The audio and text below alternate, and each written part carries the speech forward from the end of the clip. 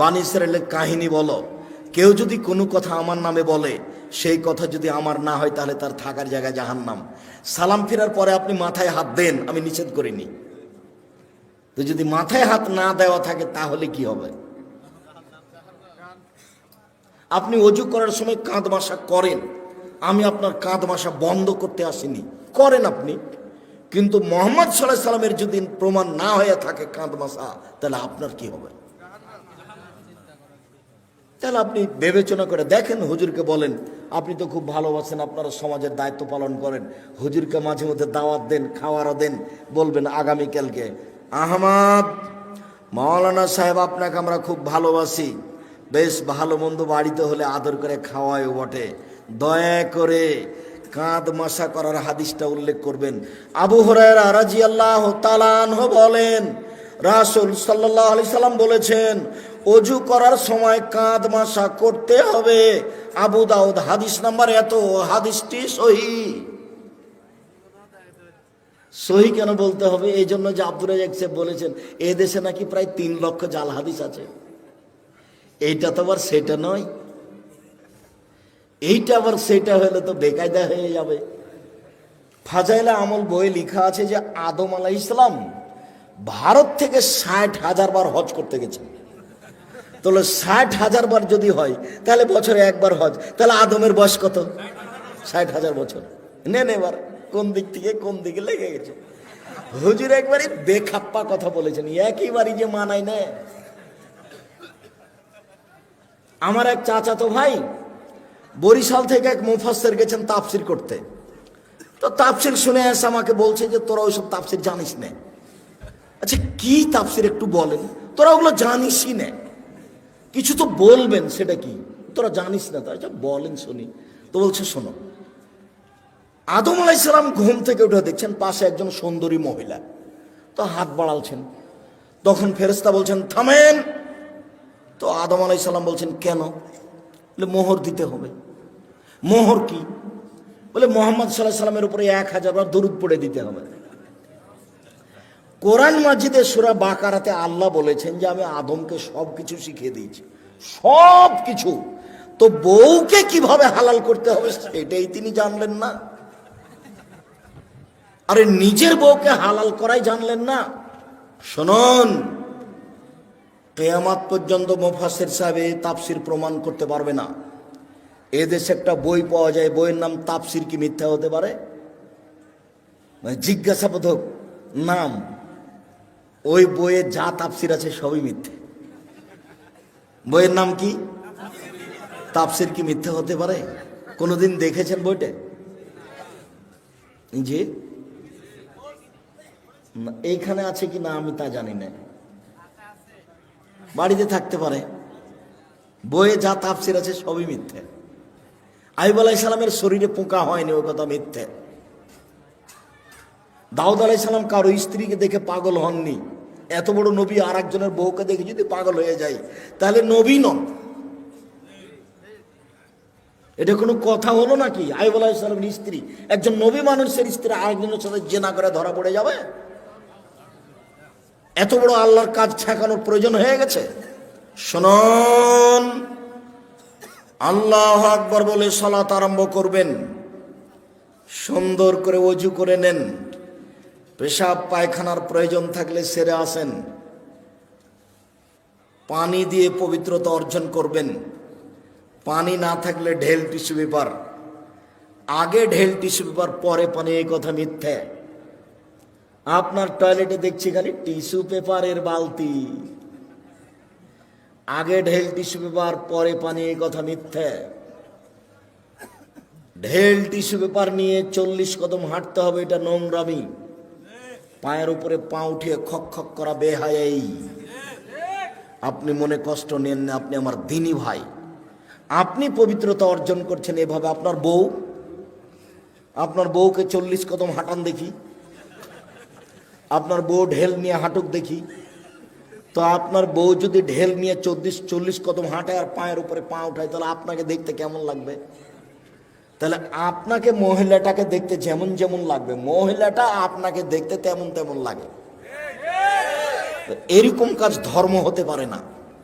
আপনাকে আরো বলছি, 40 কদম পরে আপনি টিস্যু ফেলেন মনে হবে পেশাব আসলো। 40 কদম নয়, 40 দিন পরে যদি ফেলেন তবু মনে হবে। কেন? এটা আপনার ধারণা হয়ে গেছে। সহজ পথ, পেশাব হয়ে গেছে, পানি দিয়ে পবিত্রতা অর্জন করেন, হাতটা মেজে নেন। এখন যদি মনে হয় যে 1 ফোঁটা পেশাব আসলো, তাহলে অজু করার সময় একটু পানি এলে লজ্জাস্থানে সামনাসামনি এভাবে ছিটিয়ে দেবেন। বুঝাতে পারিনি? বাস, পবিত্রতা শেষ। আর ভিতরে এটা ধারণা করতে হবে না। ধারণা করলেই 40 কদম পরে যদি টিস্যু ফেলেন তবু মনে হবে। ওই পথই যায় না, বিপদ। আল্লাহু আকবার। ডান হাতের কবজি বাম হাতের কবজির উপরে রাখবেন, 2 পায়ের গোড়ালি জমা করবেন না। রাজশাহী চাঁপাইনবাবগঞ্জে মহিলা বৈঠকে মহিলারা বলছে, বুবু নামাজে যখন দাঁড়াবা বুবু, তখন 2 পায়ের গোড়ালি জমা করে দিও বুবু। যদি 2 পায়ের গোড়ালি ফাঁকা রাখো বুবু, তাহলে লজ্জা স্থানের যোগাযোগ বুবু মাটির সাথে হবে, মাটি অভিশাপ করবে। বুবুর সব কথাই নাকি বুখারীতে আছে। বলছে বুবু যখন সিজদা করতে যাবা বুবু, তখন হাতি যেমন মাটিতে পড়ে যায়, তেমন মাটিতে পড়ে গিয়ে আঁটো সাঁটো হয়ে সিজদা করিও বুবু। বুককে যদি উরু থেকে পৃথক রাখো বুবু, তাহলে স্তন ঝুলন্ত থাকবে বুবু, পর্দার ব্যাঘাত ঘটবে। বুবুর সব কথাই নাকি বুখারীতে আছে। বল হিসাব, বুবু ব্লাউজ গায়ে দিয়ে আছে, শাড়ি পরে আছে, শাড়ির ওপরে চাদর আছে। বুবু ঘরে পড়ে সলাত, ঘরে বসে সলাত আদায় করছে, ঘরের মধ্যে সলাত আদায় করছে। পর্দার ব্যাঘাতের কোনো প্রশ্ন আসে না। মুহাম্মদ সাল্লাল্লাহু আলাইহি ওয়াসাল্লাম যেভাবে সলাত আদায় করতে বলেছেন, পুরুষ নারীকে এভাবেই সলাত আদায় করতে হবে। এটাই চূড়ান্ত হিসাব। পৃথিবীর কোনো মানুষের সলাত আদায়ের জন্য ব্যতিক্রম কোনো প্রমাণ হবে না। সহিহ হাদিস দ্বারা প্রমাণ পেশ করতে হবে, অন্যথায় যা করেছি ভুল হয়েছে। এখন যা দেখছি বাস্তব সেটাই করতে হবে। আল্লাহু আকবার। আল্লাহু আকবার বলার সময় এরকম করতে হবে না, আল্লাহু আকবার, এটা চলবে না। আল্লাহু আকবার, এটা চলবে না। আল্লাহু আকবার, এটা চলবে না। তাহলে এটাও চলে না, তাহলে এটাও চলে না, তাহলে এটাও চলে না। তাহলে কি করতে হবে? কাঁধ সামনাসামনি, একাধিক হাদিস দেখেন, কাঁধ সামনাসামনি, আল্লাহু আকবার, কানের লতি সামনাসামনি, একটু উপরে, আল্লাহু আকবার, সামনাসামনি। হাদিসের শব্দ সামনাসামনি। আপনাকে আমি কি দিয়ে বুঝাই? কেন আপনি আঙ্গুলটা এখানে নিয়ে আসলেন? কেন আপনি এরকম করতে গেলেন? কেন আপনি এরকম করলেন কেন? আল্লাহু আকবার। ডান হাতের কবজি বাম হাতের কবজির উপরে রাখেন, সহিহ হাদিস। বাহুর ওপরে বাহু রাখেন, সহিহ হাদিস। বাহুর ওপরে বাহু রেখে যদি ছেড়ে দেন, তাহলে বুক থেকে একটু নিচে যাবে, পেটের ওপরে থাকবে। আর কবজির ওপরে কবজি রেখে বুকের ওপরে রাখেন, 5টা সহিহ হাদিস। কবজির ওপরে কবজি রেখে একেবারে ছেড়ে দেন নাভির নিচে, 3টে জাল ও জয়ীফ হাদিস। আপনাকে আমি মানার জন্য বাধ্য করিনি। তবে কেউ যদি বলে যে নিচেও বাঁধা যাবে, তো তাকে বলবেন যে জীবনে কোনোদিন উপরে কি বেঁধে দেখেছেন? কথা বুঝাতে পারেননি, বলেই দেখেন আপনি।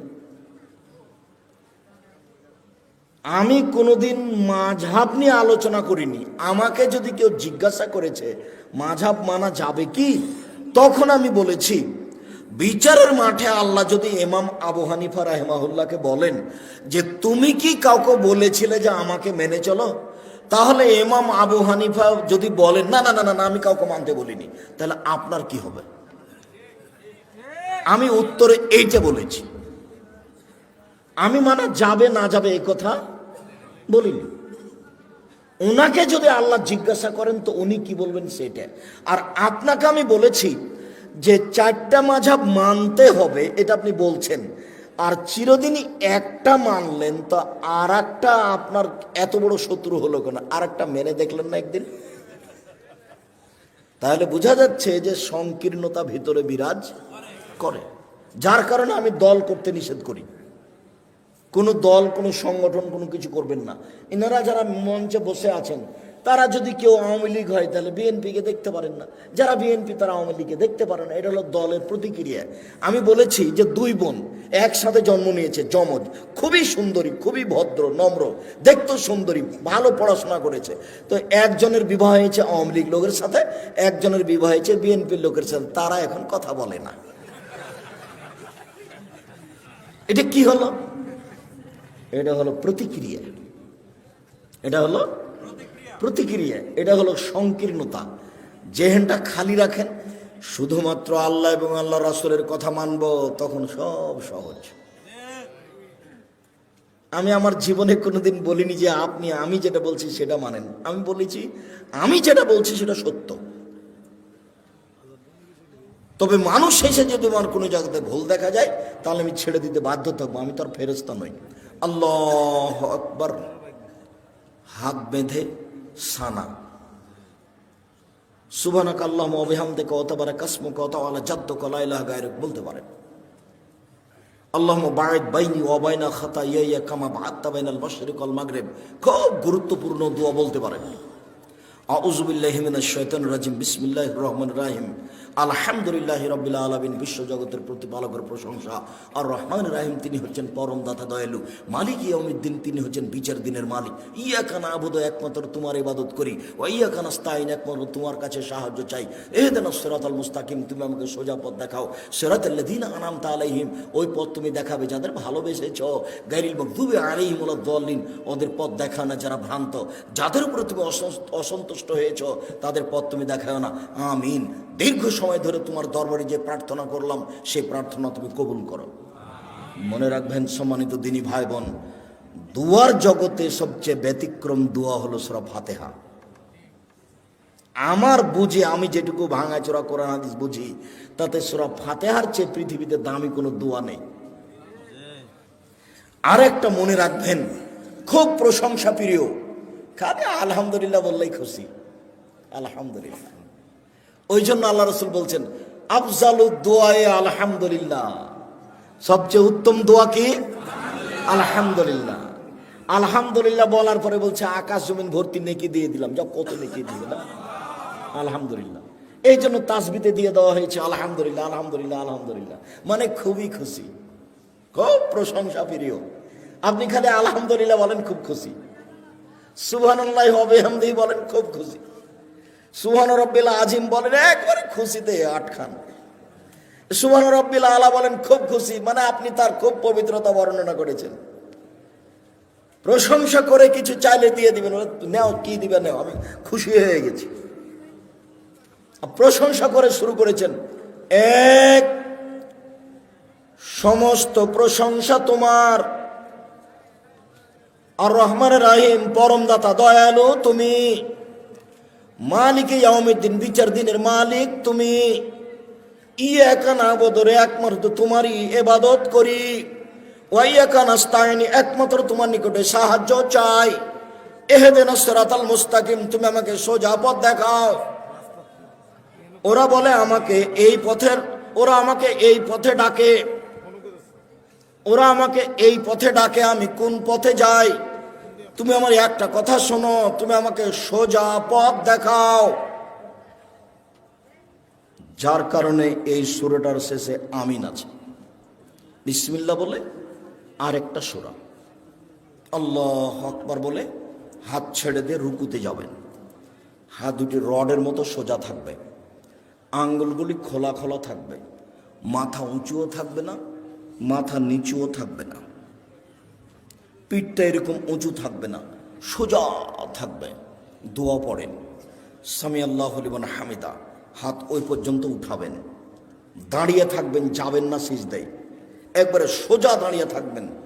সব হাতের জোড়ের সব জোড়গুলিকে স্ব স্থানে যেতে হবে। রুকু থেকে উঠে যদি সিজদায় চলে যান, এ ইবাদত, এ নামাজ কবুল হবে না। দাঁড়িয়ে থেকে যান, দোয়া পড়তে থাকেন। দোয়া শেষ হয়ে গেলে সিজদায় চলেন, আমরা শেষের দিকে চলে এসেছি। সিজদায় চলেন, 7 হাড়ের উপরে সিজদা করতে হবে, নাক কপাল 1, 2 হাত 3, 2 হাঁটু 5, 2 পায়ের বৃদ্ধাঙ্গুল 7। সিজদায় হাত পা চুলকাবেন না।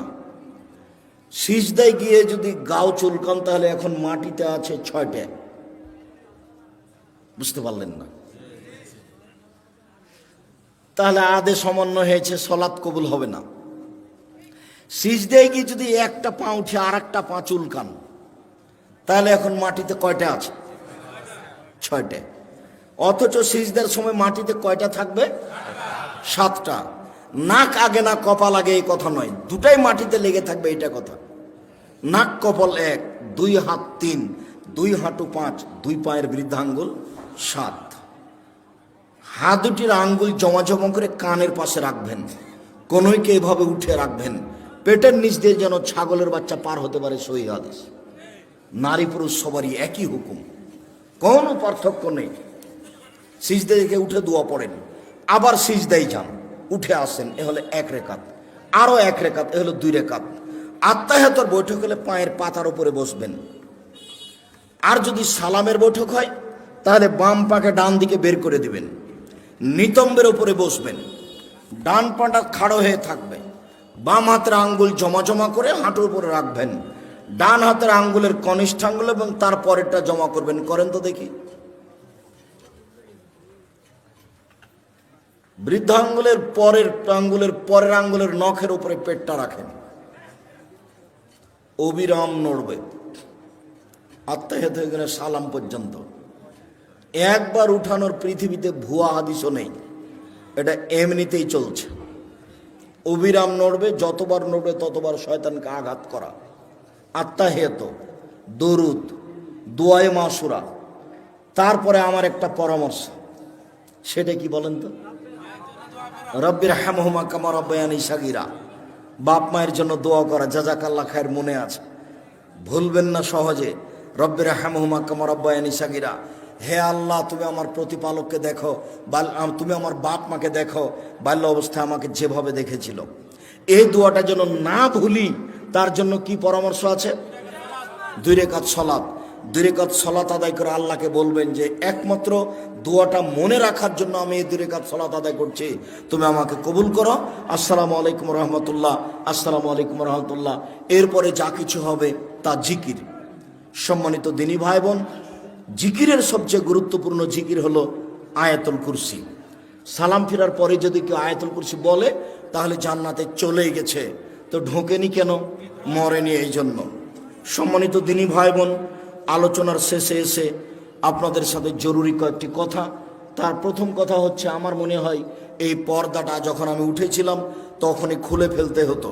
পর্দার বাহিরে যারা আছে তারা বুঝতে পারে না যে আমাদের কথার কারণে তাদের অসুবিধা হচ্ছে নাকি, যার কারণে তারা নিয়মিত কথা বলার চেষ্টা করলো, যেটা আমরা পছন্দ করিনি।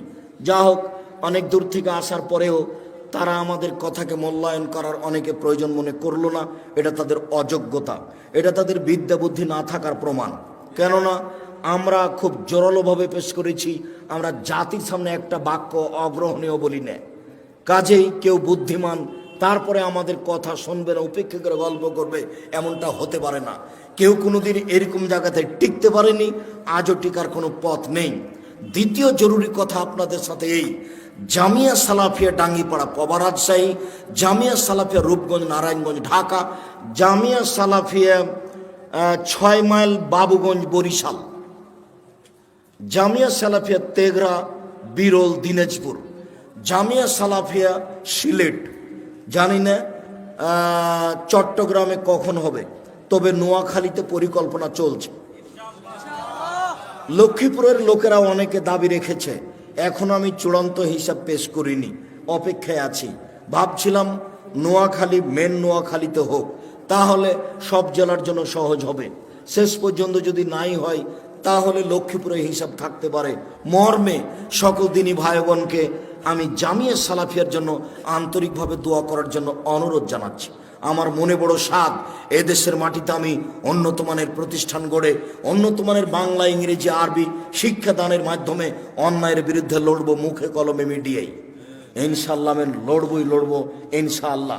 সম্মানিত দিনী ভাই বোন, মর্মে আপনাদের সামনে জামিয়া সালাফের পক্ষ থেকে মুখে যেমন বলি তেমন একটা কলম পেশ করতে চাই আপনাদের সামনে। সেটা হলো মাসিক আল ইতিসাম পত্রিকা। তাতে আছে 10 জন মুফতি, তাতে আছে 10 জন গবেষক, তাতে আছে 14 জন কর্মচারী। ব্যয়বহুল খরচের পত্রিকা মাসিক আল ইতিসাম পত্রিকা। 50টা প্রশ্নের উত্তর থাকে। সব দিনই ভাই বোনকে আজকে শুধু নয়, নিয়মিত একটা করে পত্রিকা সংগ্রহ করার জন্য অনুরোধ জানাত। একজন মানুষ দিয়ে চলে, যার নাম মোহাম্মদ সাল্লাল্লাহু আলাইহি সাল্লাম।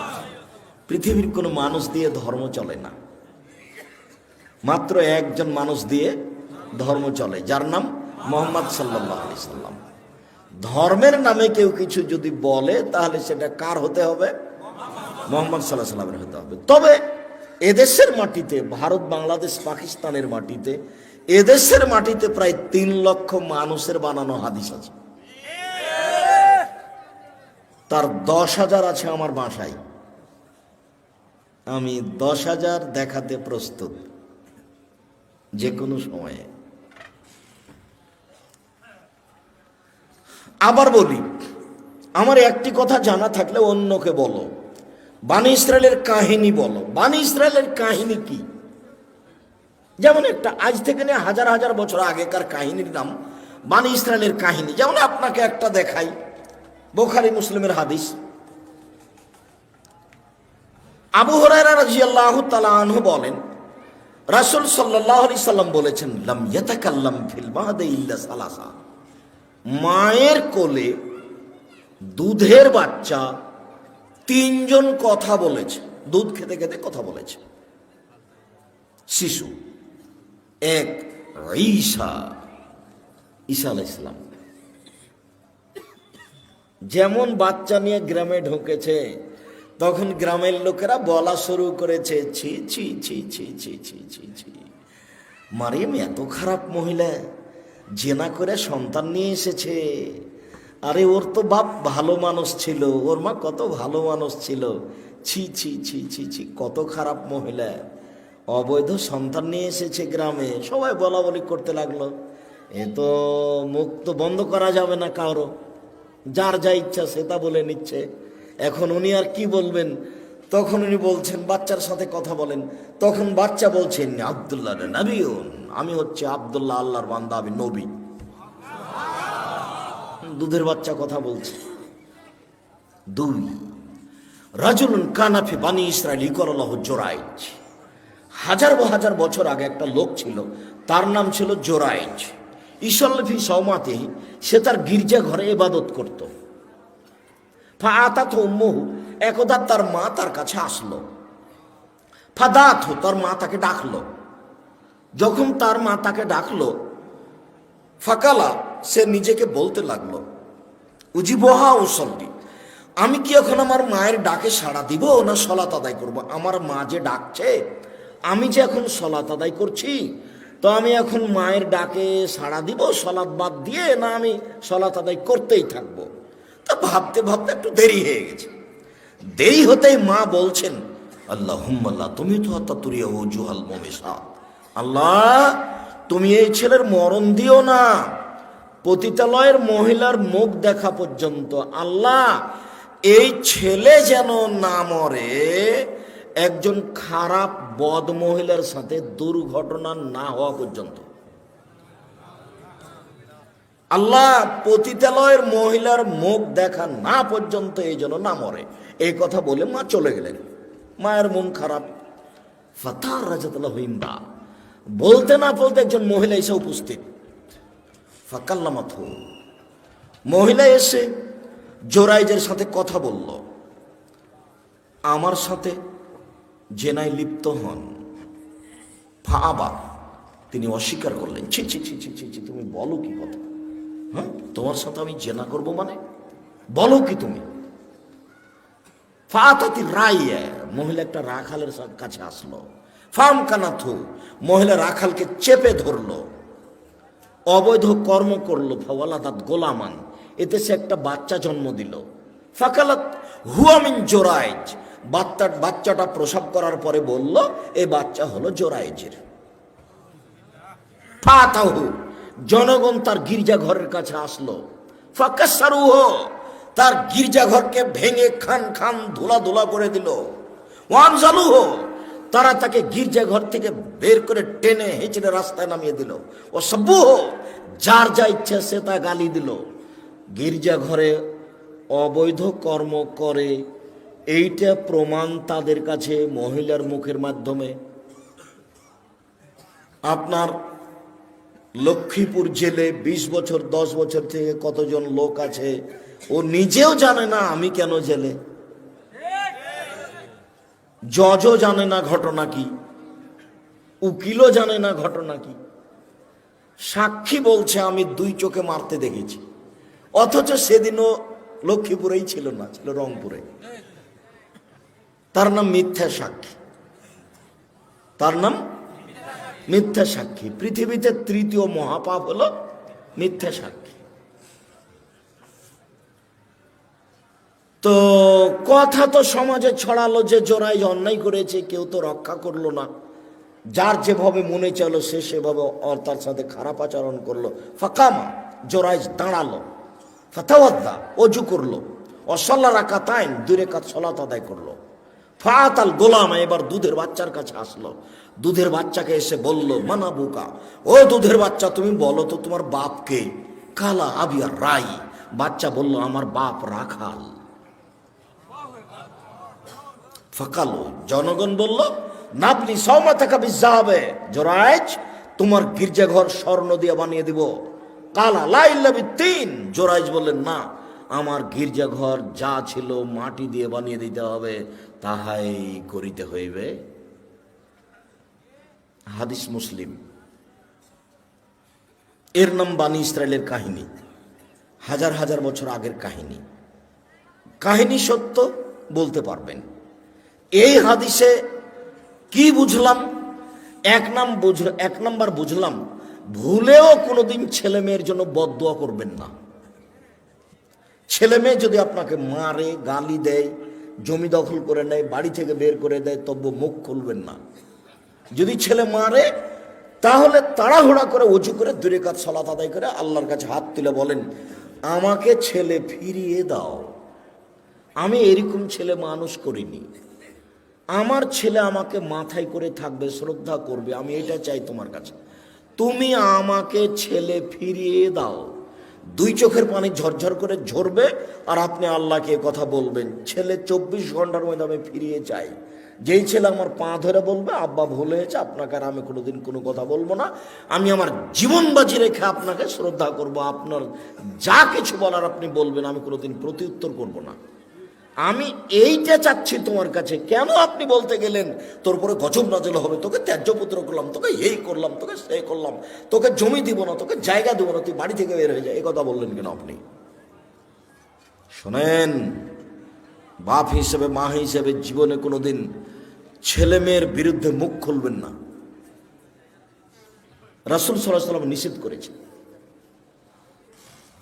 কখনো তোমরা তোমাদের ছেলে মেয়ের উপরে বদদুয়া করো না। 3 শ্রেণীর মানুষের দোয়া কবুল হবে, মধ্যে কোনো আড় নাই। বলার সাথে সাথে লেগে গেছে, বলার সাথে সাথে একবারে লেগে যাবে, সেটা হলো বাপ মা। মন খারাপ করবেন না ছেলে মেয়ের উপরে। ছেলে মেয়ে যদি খারাপ আচরণ করে, তো আমি যেটা পরামর্শ দিলাম পালন করতে পারবেন না? পরামর্শ মনে হবে মনে নেই, বলেন তো কি পরামর্শ দিলাম? সুন্দর করে অজু, নোয়াখালীর অজু করবেন না, তাড়াহুড়া করে শুকা আছে, ফাঁকা এগুলো নেই, মনে কষ্ট নেন না। মাঝে মধ্যে একটু বলছি এই জন্য যে আমারও খুব কষ্ট হয় যে মানুষ কেন শিরককে নেকির কাজ বলছে, বিদআতকে নেকির কাজ বলছে। যদিচ ফরিদপুর, শরীয়তপুর, মাদারীপুর, মাগুরা তারাও এরকমই, কিন্তু আপনাদের চেয়ে তারা বেশি আগিয়েছে বলে আমার অনুমান। ঠিক বরিশাল, পিরোজপুর, ঝালকাঠি, ভোলা, বরগুনা, পটুয়াখালী আপনাদের মতোই শিরক বেদাত নেকির কাজ।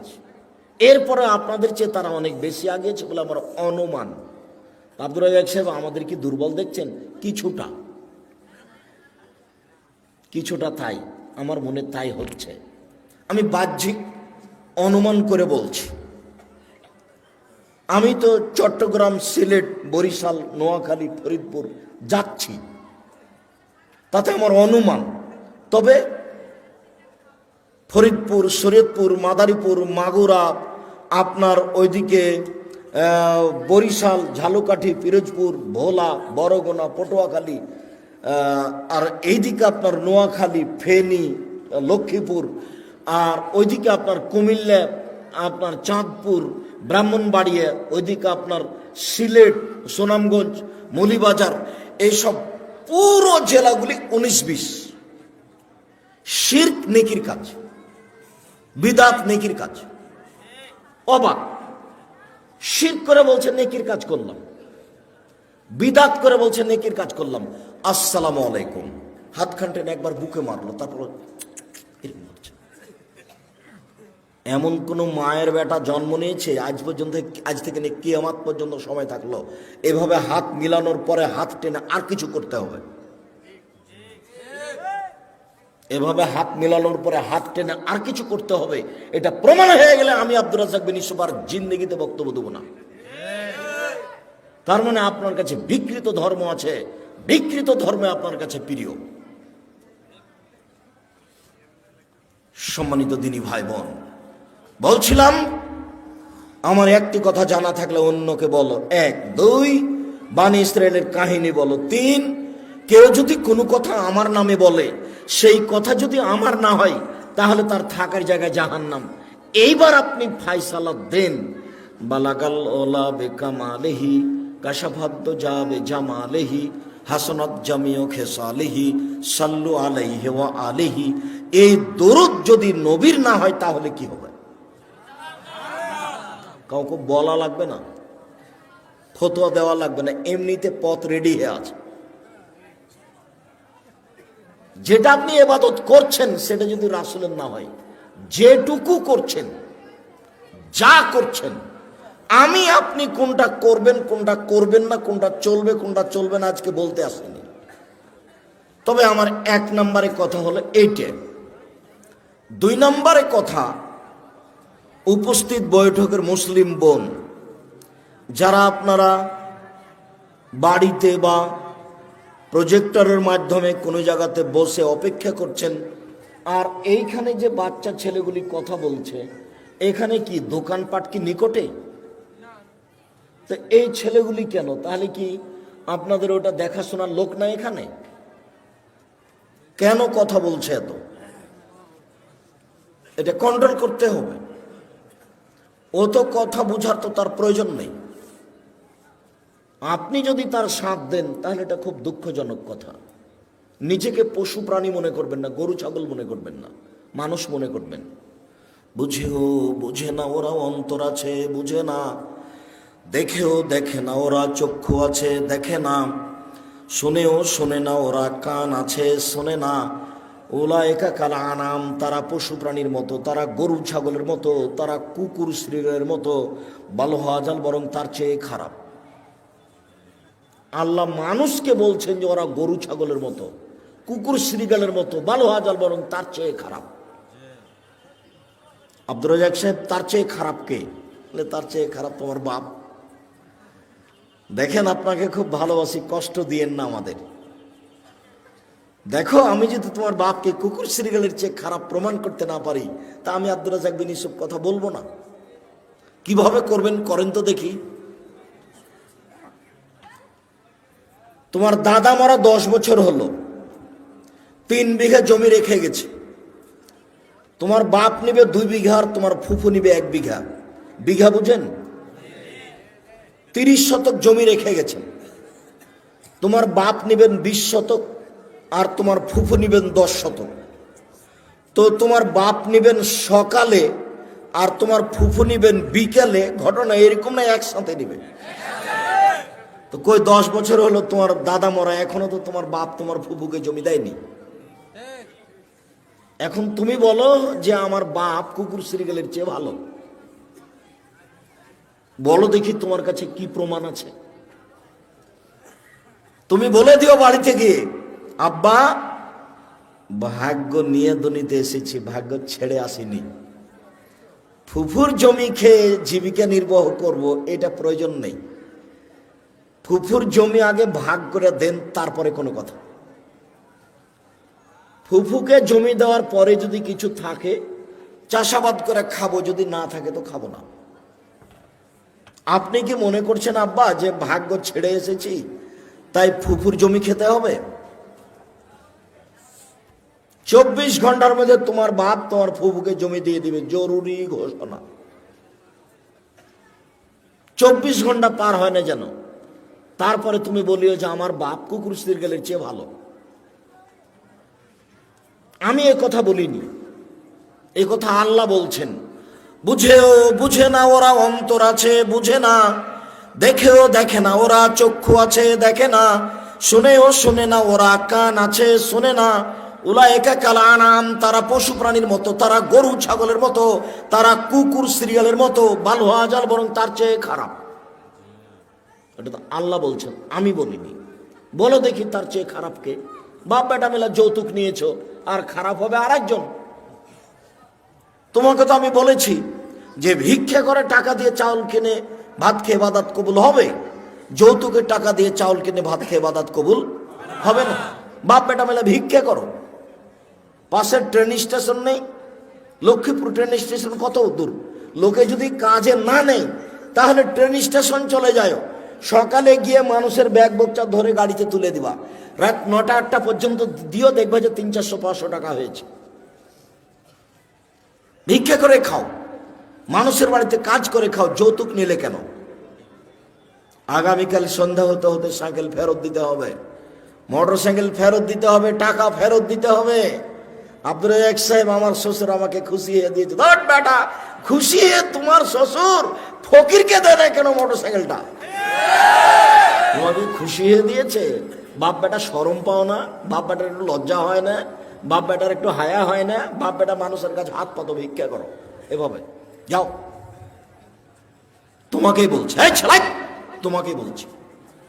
টাকা নিয়েছো কেন? টাকা নিবে কেন? তোমার স্ত্রীকে তোমার শ্বশুর কষ্ট করে লালন পালন করেছে, বিবাহ দিয়ে দিয়েছে। তুমি সময়ে কিছুই না পারলে গরিব মানুষ কাজ করে খাও, বছরে একটা লুঙ্গি কিনে বলবে আব্বা আপনাকে আমার একটা উপহার দেওয়ার খুব স্বাদ, তেমন কিছু করতে পারিনি, লুঙ্গিটা নেন। এটা বলতে পারো না? কথায় কথায় রাগ দেখাও, সিদ্ধান্ত পরিবর্তন করো। সম্মানিত দিনী ভাই বোন, আপনাদের সাথে জরুরি কথা, বিশেষভাবে মুসলিম বোন শোনেন। আপনি যদি 4টা কাজ করতে পারেন, জান্নাতের সব দরজা খোলা। উপস্থিত বৈঠকের মুসলিম বোন, সারা পৃথিবীর মহিলা, আপনারা যদি 4টা কাজ করতে পারেন, জান্নাতের সব দরজা খোলা। 1, সলাত খামসাহা, 5 ওয়াক্ত সলাত আদায় করলো। 2, সমাত সাহারাহা, রমজান মাসে সিয়াম পালন করলো, রোজা থাকলো। 3, আতাত বালাহা, স্বামীকে মেনে চললো। 4, আহসানাত ফারজাহা, জেনায় লিপ্ত হলো না। তাহলে জান্নাতের সব দরজা খোলা। এ কথা আমি বলিনি, আমি একজন অনুবাদক। মুহাম্মদ সাল্লাল্লাহু আলাইহি ওয়াসাল্লাম বলেছেন, তার মুখের ভাষা আরবি থেকে আপনাকে আমি বাংলা করে শোনালাম। 1, 5 ওয়াক্ত সলাত নামাজ। 2, রমজান মাসের রোজা সিয়াম। 3, স্বামীকে মেনে চলা, তিতে লাগলেও মিঠা লাগলেও। আমি বুঝলাম আপনার স্বামী আপনাকে গালি দেয়, তার মুখের ভাষা খুব খারাপ। এরপরে আপনি ধৈর্য ধারণ করেন, মেনে নেন। দেখতে দেখতে 3টা 4টা ছেলে মেয়ে হয়ে গেছে। এই সংসার ছেড়ে আপনি কোথায় যাবেন? আমি আপনার দিনী ভাই, আপনাকে আমি আপনার দিনী ভাই হিসাবে আপনাকে আমি দিনী বোন মনে করে পরামর্শ দিচ্ছি। আপনি এই সংসার মেনে নেন, আপনি ধৈর্য ধারণ করেন, আপনি মন ভারী করে থাকিয়েন না। আপনার কাছে 1 গ্লাস পানি চেয়েছে, তা আপনি 1 গ্লাস পানি নিয়ে সামনে থ্যাকস করে রেখে দিয়ে দিকে চলে গেলেন। এটা হবে না। তিতা লাগুক আর মিঠা লাগুক, তার সাথে কথা বলতে হবে, হাসি মুখে থাকতে হবে। 20 দিন পার হয়ে যায়, মাস পার হয়ে যায়, তার সাথে কথা বলেন না। মেয়েকে দিয়ে পানি দিয়ে পাঠান, খাবার দিয়ে পাঠান, কতদিন থেকে স্বামীর সাথে কথা নেই। দেখেন, এই নীতি এই ঢং বন্ধ করতে হবে। যদি আপনি সামলাতে না পারেন, যদি মনে করেন যে এর সাথে আমার হবে না, তাহলে আপনি খোলা তালাক করেন। স্বামী যদি কোটি টাকা ইনকাম করে, স্বামী যদি পরহেজগার থেকে পরহেজগার তাহাজ্জুদ পড়ে, এরপর আপনি নির্দ্বিধায় ছেড়ে দিতে পারেন। খোলা তালাক। চেয়ারম্যান মেম্বারকে বলতে হবে, ভাই আমি তার সাথে ভাত খাবো না, তার আপনি একটু পৃথকের ব্যবস্থা করে দিন। চেয়ারম্যান একটা খোলা তালাক করে ছেলের কাছে পাঠিয়ে দেবে, বাস কাহিনী শেষ। আপনি 30 দিন পরে আর এক জায়গাতে বিবাহ বসতে পারবেন। খোলা তালাকের বিবাহ বসার সময়সীমা এক মাস। আপনাকে আমি এই সংসারে থাকতে বাধ্য করিনি, তবে আপনি মুখ বন্ধ করে কথা না বলে মাস মাস কাটাবেন, এর অনুমতি নেই। আপনার স্বামীর মুখ খারাপ হবে, এটা মেনে নিলাম। আপনাকে গালি দেয়, এটা আমি মেনে নিলাম। আপনাকে মারে, এটা আমি মেনে নিলাম। যেহেতু এতদিন পর্যন্ত আছেন, তাহলে একটু খোলা মুখে হাসি মুখে স্বামীকে মেনে চলেন, আপনার জন্য ভালো হবে। জান্নাতের দরজা সব খোলা, আমি বলিনি, এ কথা মুহাম্মদ সাল্লাল্লাহু আলাইহি ওয়াসাল্লাম বলেছে। 4, জেনা থেকে বেঁচে থাকলো। যদি আপনার জেনা হয়ে গিয়ে থাকে, তাহলে আপনি তওবা করেন, আপনি ভালোর মধ্যে হয়ে যাবেন। শুধু ভালোর মধ্যে নয়, আপনি যদি খালে সন্তরে তওবা করতে পারেন, তাহলে যে জেনার পাপটা হয়েছে এটা পাল্টা নেকি দিয়ে পূর্ণ হয়ে যাবে। এ কথা আমি বলিনি, এটা আল্লাহ তাআলা বলেছে। আপনার তওবাটা কেমন, এটা আল্লাহ দেখতে চান। শুধু তাই নয়, আল্লাহ তাআলা বলছেন, ওয়ানাহা নাফসা আনিল হাওয়া ফাইনাল জান্নাতা হিয়াল মাওয়া। পৃথিবীর মানুষ শোনো, তোমরা যারা অশ্লীল কাজ থেকে বিরত থাকতে পারবে, আমি আল্লাহ তোমাদেরকে জান্নাতুল মাওয়া দিয়ে দিলাম। তুমি যদি আজকে প্রেমের গল্প বন্ধ করতে পারো, তুমি যদি বলতে পারো আস্তাগফিরুল্লাহ ওয়া আতুবু ইলাইহি, জিন্দেগিতে আমি তোমার সাথে আর কোনোদিন মোবাইলে কথা বলবো না, তোমার সাথে আমি প্রেমে লিপ্ত হব না, এইটা তুমি যদি কঠোর হাতে শক্ত হাতে মজবুত করে বন্ধ করতে পারো, তাহলে আল্লাহ বলছেন আমি তোমাকে জান্নাতুল মাওয়া দিয়ে দিলাম। এটা আল্লাহর ওয়াদা, কোনো মানুষের কথা নেই। ওয়ানাহা নাফসা আনিল হাওয়া, যে নিজেকে প্রবৃত্তি থেকে ঠেকাতে পারলো, আমি আল্লাহ তার জন্য জান্নাতুল মাওয়া বরাদ্দ করে দিলাম। আল্লাহর ওয়াদা।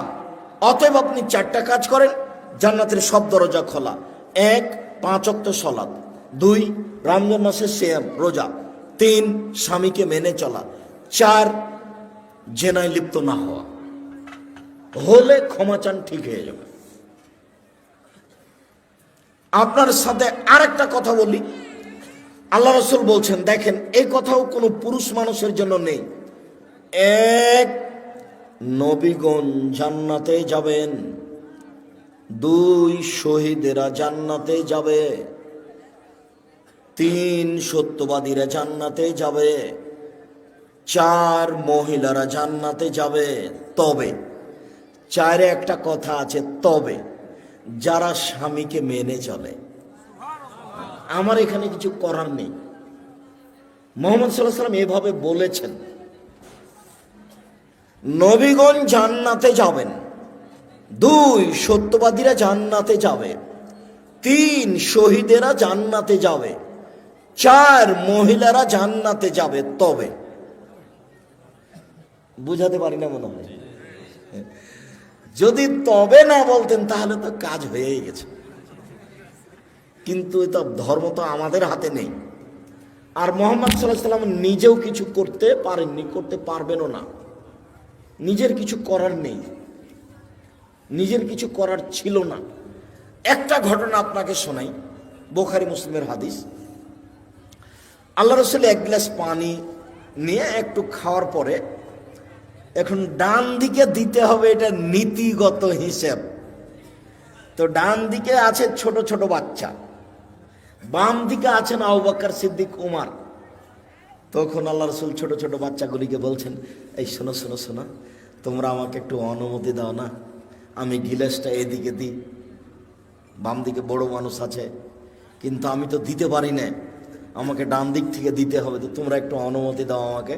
তখন বাচ্চারা বলছে, না না না না, আপনার পক্ষ থেকে পানি আমরা পাবো, সেটা অন্য কাউকে দিব, এটা হতে পারে না। তখন আল্লাহ রাসূল বলছেন, নাও নাও, তাহলে তোমরাই নাও, নাও তোমরাই নাও। হাদিস বুখারী মুসলিম। এটা আপনি কি বুঝলেন? পৃথিবীর সবচেয়ে বড় মানুষ, এত বড় দামি মানুষ আল্লাহ পৃথিবীতে কাউকে সৃষ্টি করেননি।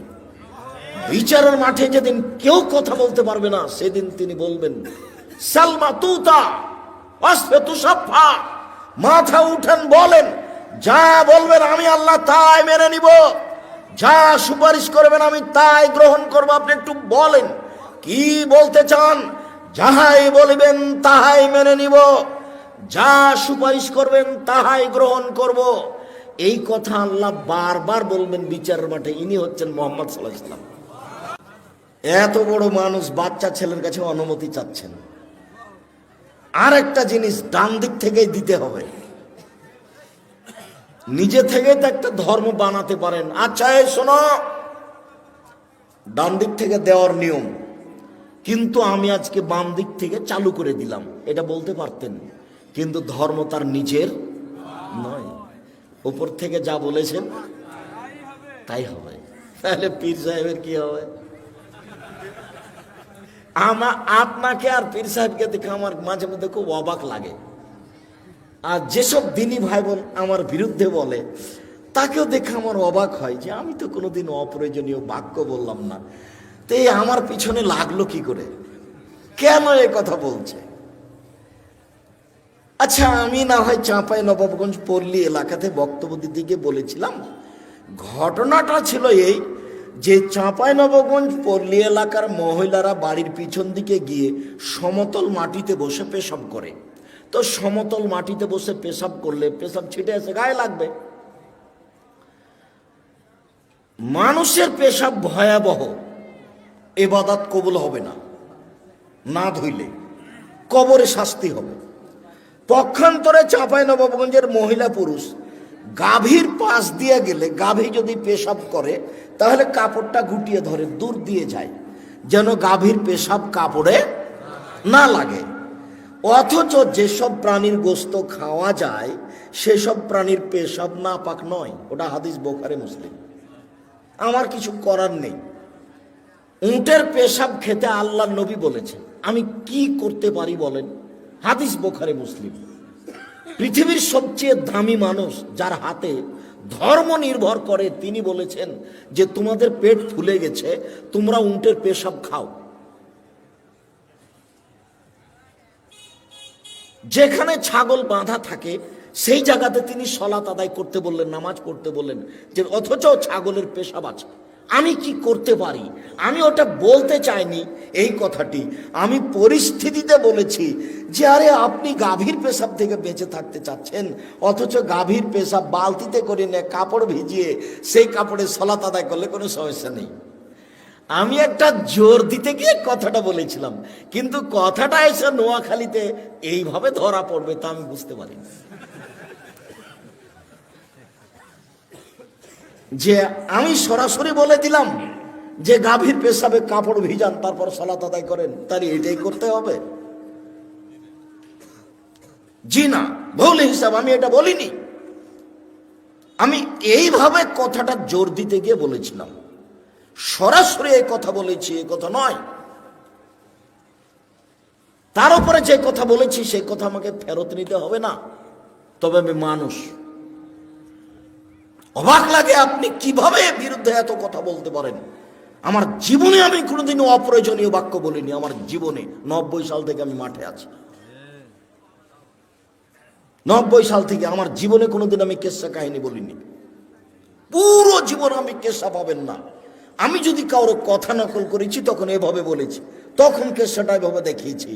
যে জনৈক বক্তা বক্তব্য বলছেন, একদিন গভীর রাতে বাইজিদের মাতা পানি চাইলেন, বাইজিদ দেখেন বাড়িতে পানি নাই, দূরে পানি আনতে চলে গেলেন, পানি নিয়ে এসে দেখেন মাতা ঘুমিয়ে গেছেন। বাইজিদ গিলাস সাথে করে মায়ের পাশে দাঁড়িয়ে থাকলেন। সকাল হয়ে গেল, মায়ের ঘুম ভেঙে গেল, মা দেখে পাশে বাইজিদ গিলাস নিয়ে দাঁড়িয়ে আছে। বাবা বাইজিদ তুমি কেন দাঁড়িয়ে আছো? আম্মা আপনি সন্ধ্যা রাতে পানি চেয়েছিলেন, দেখি বাড়িতে পানি নাই, দূরে পানি আনতে গেলাম, পানি নিয়ে এসে দেখে আপনি ঘুমিয়ে গেছেন। আমি চিন্তা করলাম রাতের কোনো অংশে যদি আমার আম্মা পানি চান, আমি যদি নির্ধারিত সময়ে পানি দিতে না পারি তাহলে আমি উপযুক্ত সন্তান হতে পারবো না, সেই জন্য আমি গিলাস নিয়ে দাঁড়িয়ে আছি।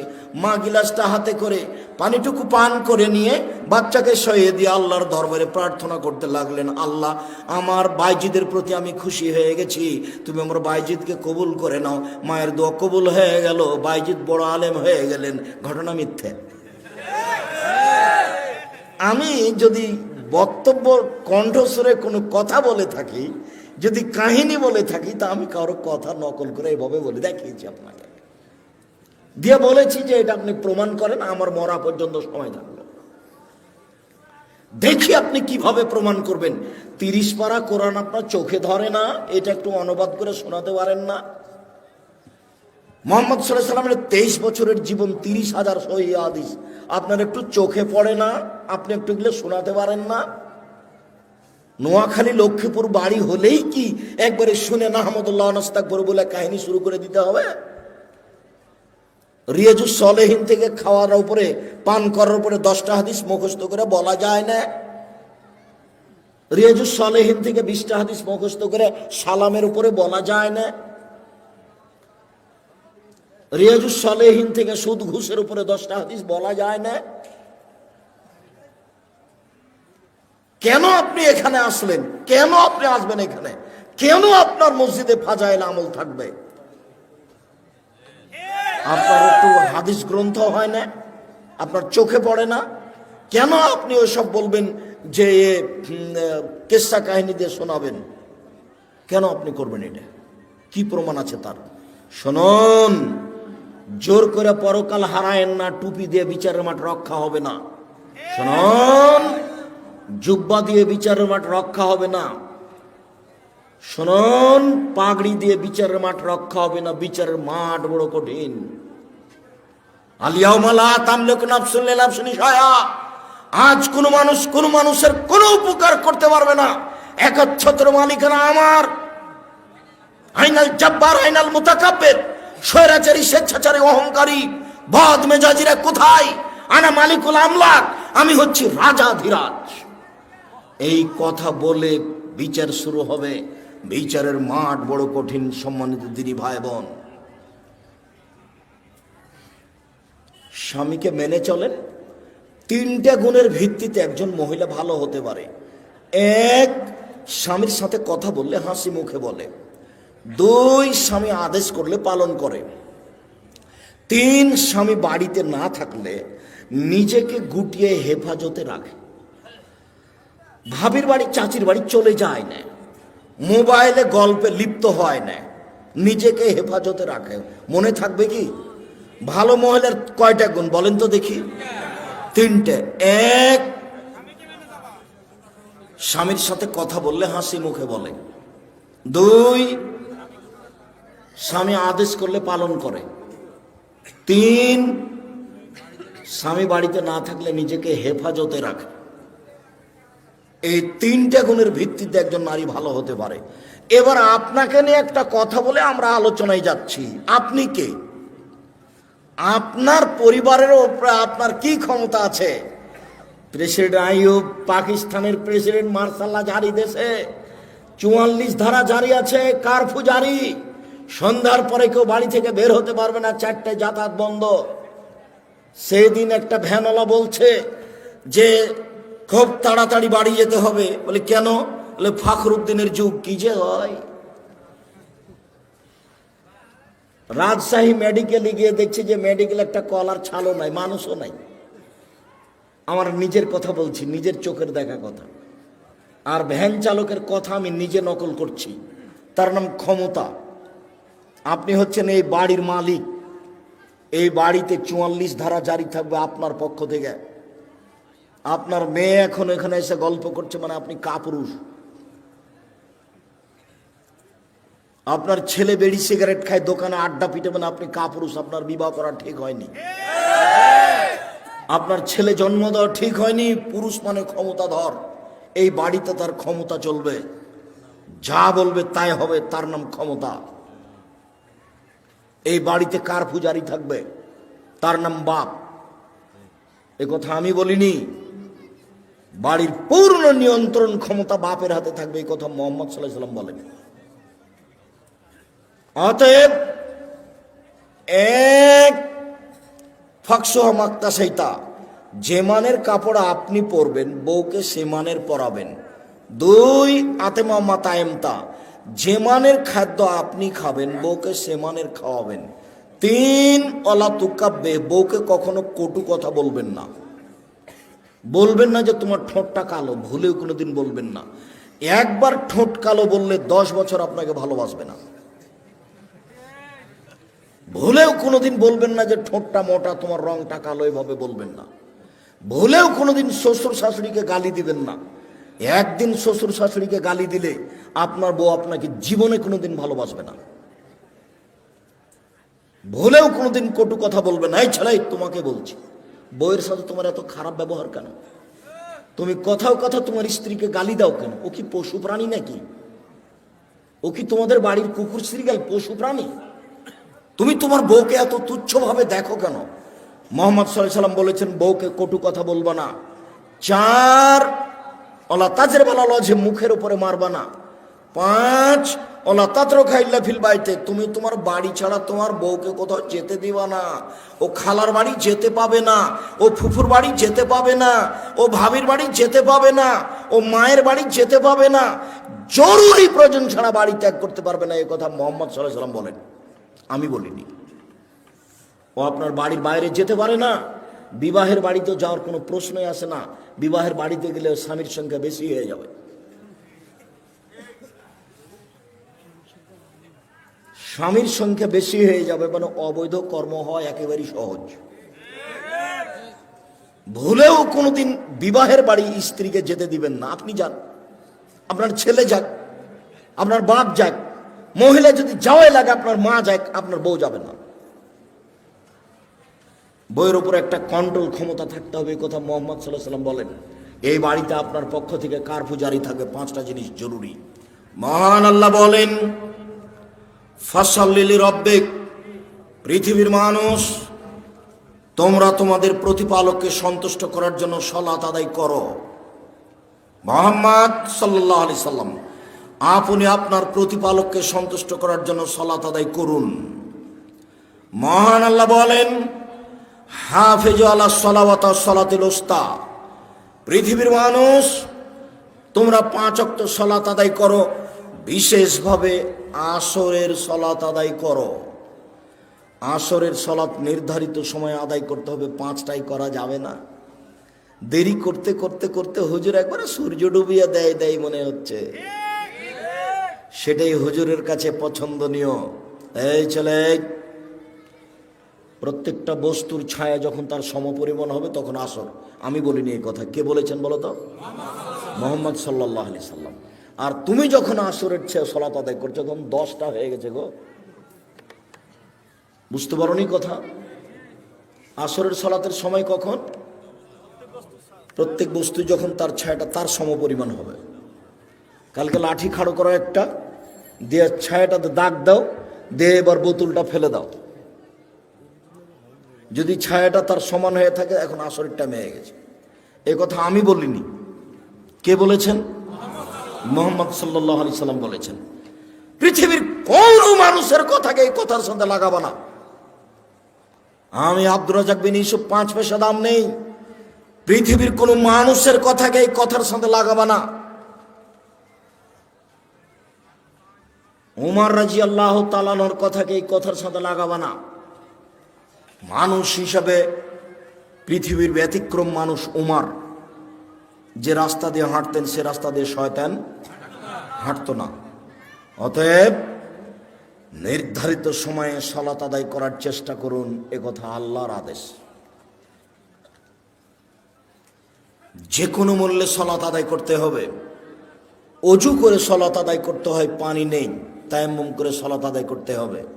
মাটি নেই, বিনা অজুতে বিনা তায়াম্মুমে সালাত আদায় করতে হবে। দাঁড়িয়ে থেকে সালাত আদায় করতে হয়, দাঁড়িয়ে থাকা যায় না, বসে থেকে সালাত আদায় করতে হবে। বসে থাকা যায় না, শুয়ে থেকে সালাত আদায় করতে হবে। কেবলার দিকে মুখ করে সালাত আদায় করতে হয়, কেবলা বোঝা যায় না, এমনিতেই পড়তে হবে। শত্রু তাড়া দিয়েছে, দৌড়িয়ে চলে যাচ্ছি, ওই দিকে ওইভাবেই সালাত আদায় করতে হবে। এবাদতের জগতে ব্যতিক্রম এবাদত সালাত। সালাত এমন একটি ইবাদত যার উপরে নির্ভর করে অন্যান্য ইবাদত। সালাত আছে তো আর ইবাদত আছে, সালাত নেই তো সব বাতিল। আব্দুর রাজ্জাক সাহেবের একাধিক দিনের বক্তব্যে আমরা জানি যে ইবাদতের জগতে সবচেয়ে দামি ইবাদত সিয়াম, রোজা। কেন? সলাৎ যতই দামি ইবাদত হোক, এরপরে সলাতের নেকিটা আল্লাহ নিজে হাতে দিবেন না। বলেন তো দেখি, কোন ইবাদতের নেকি নিজে হাতে দিবেন? সিয়াম। তাহলে বলতে গেলে ইবাদতের জগতের সবচেয়ে দামি ইবাদত হলো সিয়াম। সাপ্তাহিক রিপোর্ট আল্লাহর দরবারে কোন কোন দিনে পেশ করা হয়? বৃহস্পতিবার, সোমবার। এই জন্য আল্লাহর নবী চাইতেন যে আমার রিপোর্টের সময় দেখো তুমি যে আমি সিয়াম আছি, দেখো এই নাও দেখো। এই জন্য তিনি কোন কোন দিন ভালোবাসতেন? বৃহস্পতিবার আর সোমবার সিয়াম পালন করা। সবাইকে আমি অনুরোধ জানাচ্ছি এই 2 দিন সিয়াম পালন করার জন্য। আপনি মুরব্বী, আপনার কাছে আমার জরুরি অনুরোধ, আপনি বৃহস্পতিবার সোমবার সিয়াম পালন করবেন। আর বাৎসরিক রিপোর্ট কোন দিন পেশ করা হয়? না না না না, শাবান মাসে।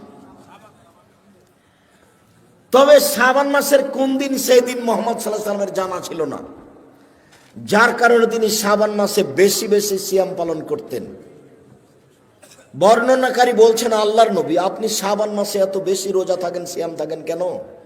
তখন আল্লাহ রাসূল বলছেন, দেখো শাবান মাসের বাৎসরিক রিপোর্ট পেশ করা হয়, কোন দিন আমার জানা নাই।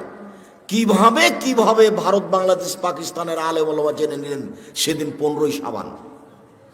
তাই কলকারখানা, অফিস আদালত, কোর্ট কাছারি, শিক্ষা প্রতিষ্ঠান সবকিছু বন্ধ করে আতর গোলাপ মেখে রাতে গোসল করে দিনে সিয়াম থাকে। অবাক কথা, এত বড় সুযোগ হলো তো আল্লাহ নবী তাহলে একদিনই থাকতেন। একদিন না থেকে তিনি বেশি দিন থেকেছেন, একবার 15 তারিখ পর্যন্ত, 20 তারিখ পর্যন্ত, 25 তারিখ পর্যন্ত, 27 তারিখ পর্যন্ত।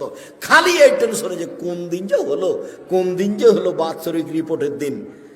তো সেটা কোন মাস? শাবান মাস। কোন দিন কেউ জানে না। কিভাবে কিভাবে আমরা জেনে নিয়েছি সেই দিন কোন দিন?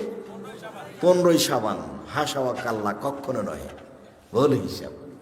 বেশি বেশি সিয়াম পালন করে ধরতে হবে রিপোর্টের দিন। ইবাদতের জগতে সবচেয়ে দামি ইবাদত সিয়াম, এ কথা ঠিক। কিন্তু যদি নামাজ না থাকে তাহলে রোজাটাকে আল্লাহ এভাবে কেটে দিবেন, যা এটা বাতিল। ইবাদতের জগতে শক্তিশালী, ক্ষমতাধর, পাওয়ারফুল ইবাদত হলো দান। দানের চেয়ে এত ক্ষমতাধর শক্তিশালী ইবাদত পৃথিবীতে নেই। দান করলেন এখানে মায়ের নামে, কবরের শাস্তি বন্ধ, ক্ষমতাই ভিন্ন। আল্লাহ নবী বলছেন যে পানি যেমন আগুনকে নিভাতে পারে, দান তেমন পাপকে মিটাতে পারে। দান করে পাপ মিটিয়ে দেন। আল্লাহ খুব রাগান্বিত, আপনাকে জাহান্নামে দিবেন। তো 10 টাকা দান করেছেন, 500 টাকা দান করেছেন, তখন আল্লাহ বলছেন আচ্ছা আচ্ছা ঠিক আছে, যাও, নরম হয়ে গেছে, যাও যাও জান্নাতে যাও। দানের খুব ক্ষমতা। কিন্তু দানের যতই ক্ষমতা থাক, যদি সে সলাত না থাকে তাহলে দানকে আল্লাহ কি করবেন? কেটে দিবেন। দানের আর কোনো ক্ষমতা নেই। আল্লাহর ভয়ে 1 ফোঁটা চোখের পানি আল্লাহর কাছে সবচেয়ে প্রিয়। 1 ফোঁটা চোখের পানি, এর চেয়ে কোনো পছন্দনীয় ইবাদত আল্লাহর কাছে নাই। 1 ফোঁটা চোখের পানি।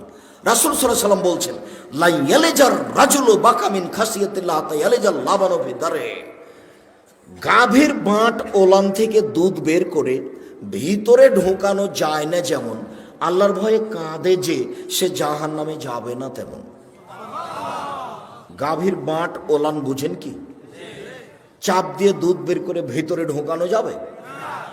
এই কাজটা যেমন অসম্ভব, আল্লাহর ভয়ে কাঁদে যে তার জাহান্নামে যাওয়া তেমনি অসম্ভব। এটা আমি বলিনি, এই কথা মুহাম্মদ সাল্লাল্লাহু আলাইহি সাল্লাম বলেন। এরপরেও কেঁদে আপনি অনেক নেকি করেছেন, কিন্তু সলাত নেই। এবার এটা আল্লাহ কি করবেন? এটা কেটে দিবেন, বাতিল। তাহলে ইবাদতের জগতে সবচেয়ে ব্যতিক্রম, ভিন্ন ধরনের ইবাদত হলো সলাত, যার উপরে নির্ভর করে অন্যান্য ইবাদত।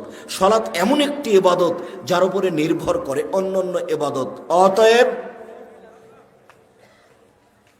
পরিষ্কার কাপড় পরে সলাত আদায় করতে হয়, পরিষ্কার নেই, যেই কাপড়ে পেশাব পায়খানা লেগে আছে ওই কাপড় পরেই সলাত আদায় করবেন।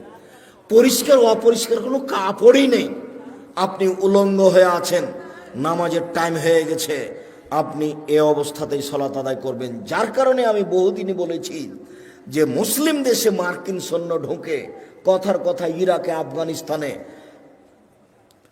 মুসলিম মহিলাকে ধরে 5 জন 7 জন ধর্ষণ করার পরে পরনের কাপড় খুলে নিয়ে উলঙ্গ অবস্থায় তাদের সামনে হাঁটতে বাধ্য করে, এই সময়ে যদি সলাতের টাইম হয়ে যায় তাহলে মুসলিম মহিলাকে উলঙ্গ অবস্থায় মার্কিন সৈন্যের সামনে সলাত আদায় করতে হবে, করতেই হবে।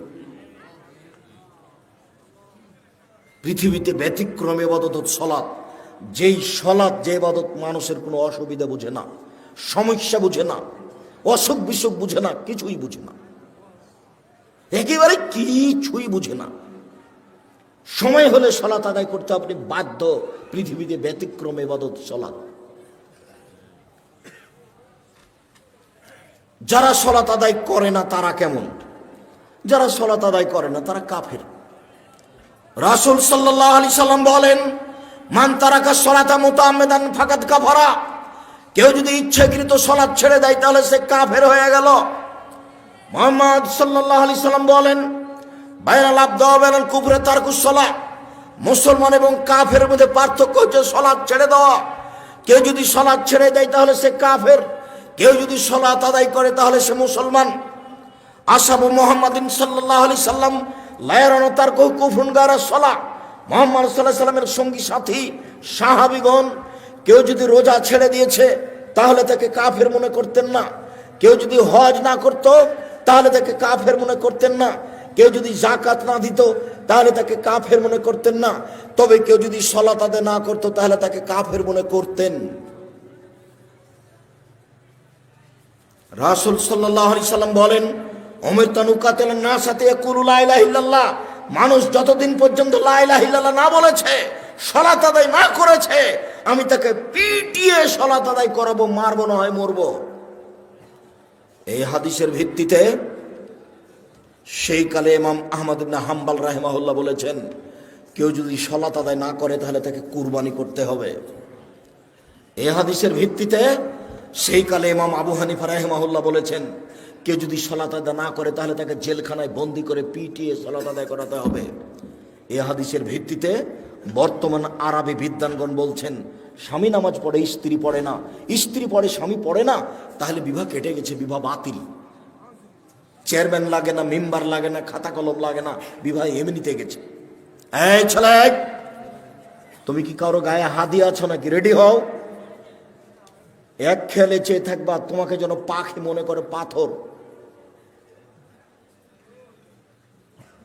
এক খেয়ালে চেয়ে থাকবা যেন তোমাকে পাখি মনে করে পাথর। সম্মানিত দিনী ভাই বোন, একজন বেনামাজি যদি মারা যায় তো আরবি বিদ্বানগণ বলছেন ওকে শ্মশান ঘাটে ফেলে দিতে হবে। হিন্দু মারা গেলে যেখানে ফেলতে হয় সেখানে ফেলে দিতে হবে, মুসলমানের কবরস্থানে কবর দেওয়া যাবে না। এ কথা বর্তমানে আরবি বিদ্বানগণ বলছে। অতএব কেউ যদি সালাত আদায় না করে তাহলে তারা কাফের। আমরা বলছি তারা বড় পাপী। একটু কেউ যদি সালাত আদায় করে রাসূলের পদ্ধতি না করে তাহলে সে কেমন? কেউ যদি সালাত আদায় করে রাসূলের পদ্ধতিতে না করে তাহলে ফাওয়াইলুল লিল মুসাল্লিন আল্লাযীনা আন সালাতিহিম সাহুন। যারা সালাত আদায়ের ব্যাপারে অমনোযোগী, ঠিক মতো সালাত আদায় করে না, তারা ওয়াইল নামক জাহান্নামে যাবে। রাসূল সাল্লাল্লাহু আলাইহি সাল্লাম বলেন, যারা ঠিক মতো নিয়ম মতো সালাত আদায় করে না তারা ফেরাউনের সাথে থাকবে। পৃথিবীতে সবচেয়ে বড় বদ মানুষ ফেরাউন। অনেকে আল্লাহ বলে দাবি করেছে। Charles Darwin, Hume, Hegel, Haeckel, Lenin, Karl Marx, Engels, আব্রাহা, আবু জাহাল, আবু লাহাব, দাকিয়ানুস, ডিকেটিস, সক্রেটিস, নমরুদ, ফেরাউন, সাদ্দাদ, কারুন, অনেকে আল্লাহ বলে দাবি করেছে, তবে ফেরাউনের মতো নোংরা দাবি কেউ করেনি। মিশর জাদুঘরে ঢুকে বারবার বলছি, মোহাম্মদ ফেরাউনের লাশ কোথায় সেখানে চলো।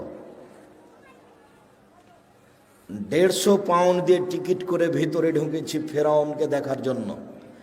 দীর্ঘ সময় কাটার পরে ফেরাউন কোথায় আছে খুঁজে পাওয়া যায় না। জিজ্ঞাসা করো, জিজ্ঞাসাতে বোঝা গেল আরো 300 পাউন্ডের টিকিট করে ঢুকতে হবে, সেটা এইদিকে। তো টিকিট করার পরে ভেতরে গেলাম, দেখি 12 জন লাশ, প্রায় সবাই একই, 19-20 বোঝা যায় না। একটা লাশের পাশে লেখা আছে আল ফারার আসলি, এ হচ্ছে আসল ফেরাউন। যদিও আমি খুব একটা নিশ্চিত বিশ্বাসী নই, কেননা যেখানে ফেরাউন ডুবে গেছে বলে তারা সাইনবোর্ডে লিখে রেখেছে।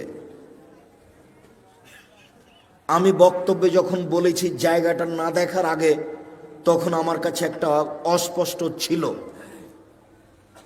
আমি বলেছি কাল আসাব মুসা ইন্দাল্লাহ মুদরাকুন, মুসার সঙ্গী সাথী বললেন আমরা বন্দী, ফেরাউন আমাদেরকে ধরে নিয়েছে। কেন? ডানে ফেরাউন, বামে ফেরাউন, পিছনে ফেরাউন, সামনে সাগর।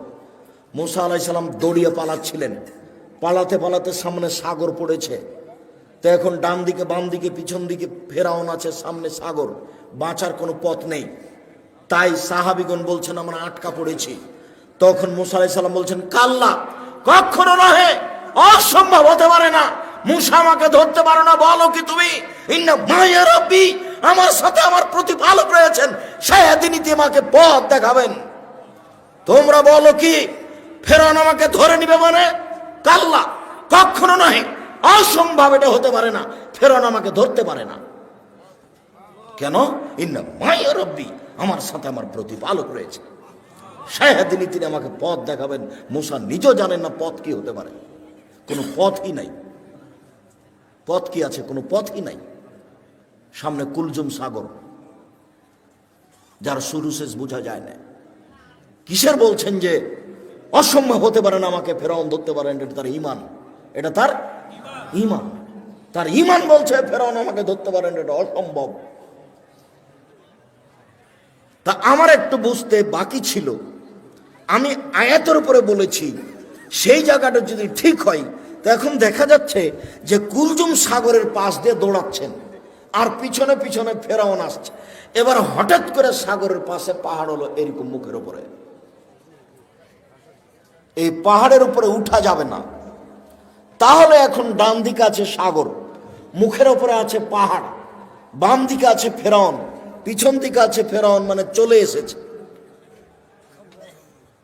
আবার এখানেই ফেরাউনকে পাওয়া গেছে, সেখানে তার সাইনবোর্ডে লেখা আছে আল্লাহ আলাম।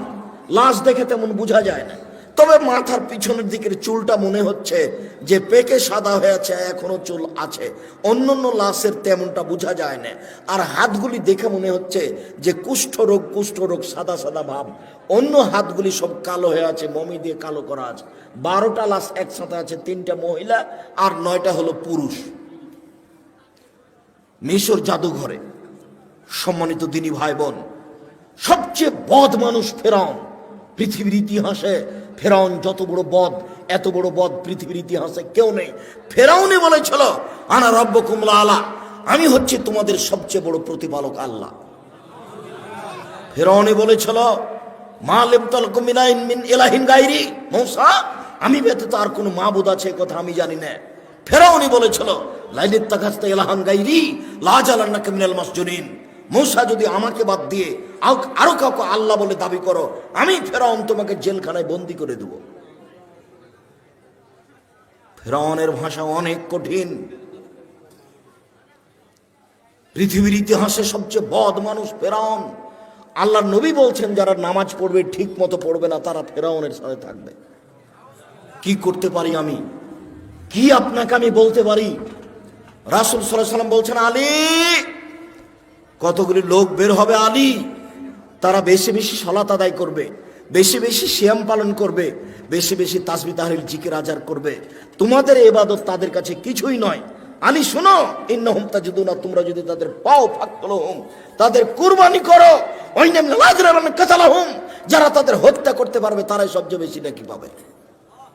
ওরা সবচেয়ে বেশি বড় নামাজি, তারা বেশি বড় রোজাদার, তারা তাসবিহ গণনা করে বেশি, মেশিনে তাসবিহ গণনা করে, মেশিনে তাসবিহ। এই ছেলে, কিসে তাসবিহ গণনা করতে হবে? আঙ্গুলে। কেন? আঙ্গুল বিচার মাঠে সাক্ষী দিবে, কথা বলবে। মুরব্বী আব্দুর রাজ্জাক, শোনো বাবা, আমি মুরব্বী মানুষ, আমার বয়স 80, আমি যদি আঙ্গুলে তাসবিহ গণনা করি খালি আমার ভুল হয়, তো আমি কি তাসবিহ দানায় তাসবিহ গণনা করতে পারি? না। মরা পর্যন্ত যদি একদিনও ঠিক না হয় তবু নেকি পাবেন। কেন? আঙ্গুলে তাসবিহ গণনা করা কার নির্দেশ? মুহাম্মদ সাল্লাল্লাহু আলাইহি সাল্লামের। আমি ঠিক করলাম কি ভুল করলাম আমি তার নিজে থেকে করিনি। তাসবিহ দানায় তাসবিহ গণনা করলে তাসবিহ কথা বলবে না, মেশিন কথা বলবে না। রাসূলকে অপমান করে জান্নাত কেনার চেষ্টা করিয়েন না। সম্মানিত দিনী ভাই বোন, আমি বলিনি যে আপনি, তবে আল্লাহ রাসূল বলেছেন এক শ্রেণীর নামাজিকে তোমরা হত্যা করো। হাদিস বুখারী মুসলিম। এই হাদিস বুখারীতে 18 বার এসেছে। এই হাদিস বুখারীতে কতবার এসেছে? 18 বার এসেছে। শুধু তাই বলেনি, তাদের বলেছেন তোমরা হত্যা করো, আদ সামুদের মতো হত্যা করার মতো করে, একেবারে মায়েরা একাকার করে দাও। আমি নামাজ পড়লাম তারপরে অবস্থা, তাহলে বোঝা যাচ্ছে যে নামাজ রাসূলের না হলে কবুল। তাহলে একটু দেখি কিভাবে। সাল্লু কামা রাআইতুমুনি উসাল্লি। পৃথিবীর মানুষ, তোমরা সালাত আদায় করো যেভাবে আমাকে সালাত আদায় করতে দেখছো। তো এখন কি মুহাম্মদ সাল্লাল্লাহু আলাইহি ওয়াসাল্লাম বেঁচে আছেন? তো কিভাবে দেখবেন? হাদিস, ফাজাইল আমল, রিয়াজুস সলিহিন দেখেন, বুখারী দেখেন। বুখারী বললে তো মনটা খারাপ হবে, তো বুখারী থাকা আপাতত আজকের জন্য। আজকের জন্য কি দেখতে বলছি? রিয়াজুস সলিহিন, একটা হাদিসের কিতাব, সবই হাদিস আর দু একটা করে আয়াত দেওয়া আছে, সবই হাদিস সহিহ। আপনি রিয়াজুস সলিহিনের সালাত দেখেন, 1 মিনিট আল্লাহু আকবার,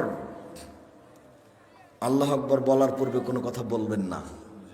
নাওয়াইতু নুসাল্লি বললেই চলে গেছেন। মানে আমার একটি কথা জানা থাকলে অন্যকে বলো, বনী ইসরাইলের কাহিনী বলো। কেউ যদি কোনো কথা আমার নামে বলে, সেই কথা যদি আমার না হয় তাহলে তার থাকার জায়গা জাহান্নাম। নয়তো নুসাল্লি আরবা রাকাতিল জোহরে, জোহরের 4 রাকাত সালাতের আমি নিয়ত করছি, মর্মে যদি কোনোদিন নিয়তের দোয়া প্রমাণ হয়ে যায়, আমি আব্দুর রাজ্জাক বিন ইউসুফ নোয়াখালী লক্ষ্মীপুর আসা তো দূরের কথা, আর জাতির সামনে দাঁড়াবই না। আল্লাহ, আল্লাহর কসম, আল্লাহর কসম আমি আর কোনোদিন দাঁড়াবো না। যদি নাওয়াইতু নুসাল্লি আরবা রাকাতিল জোহরে, জোহরের 4 রাকাত নিয়ত করছি সালাতের, এটা যদি প্রমাণ হয়ে যায়। তো নিয়ত কি আব্দুর রাজ্জাক সাহেব? মনের পরিকল্পনা। ওই যে আজান হয়েছে, এখন অজু করতে যাচ্ছেন, বলেন তো কিসের অজু করতে যাবেন? সালাতের, জোহরের সালাতের। এটার নাম নিয়ত।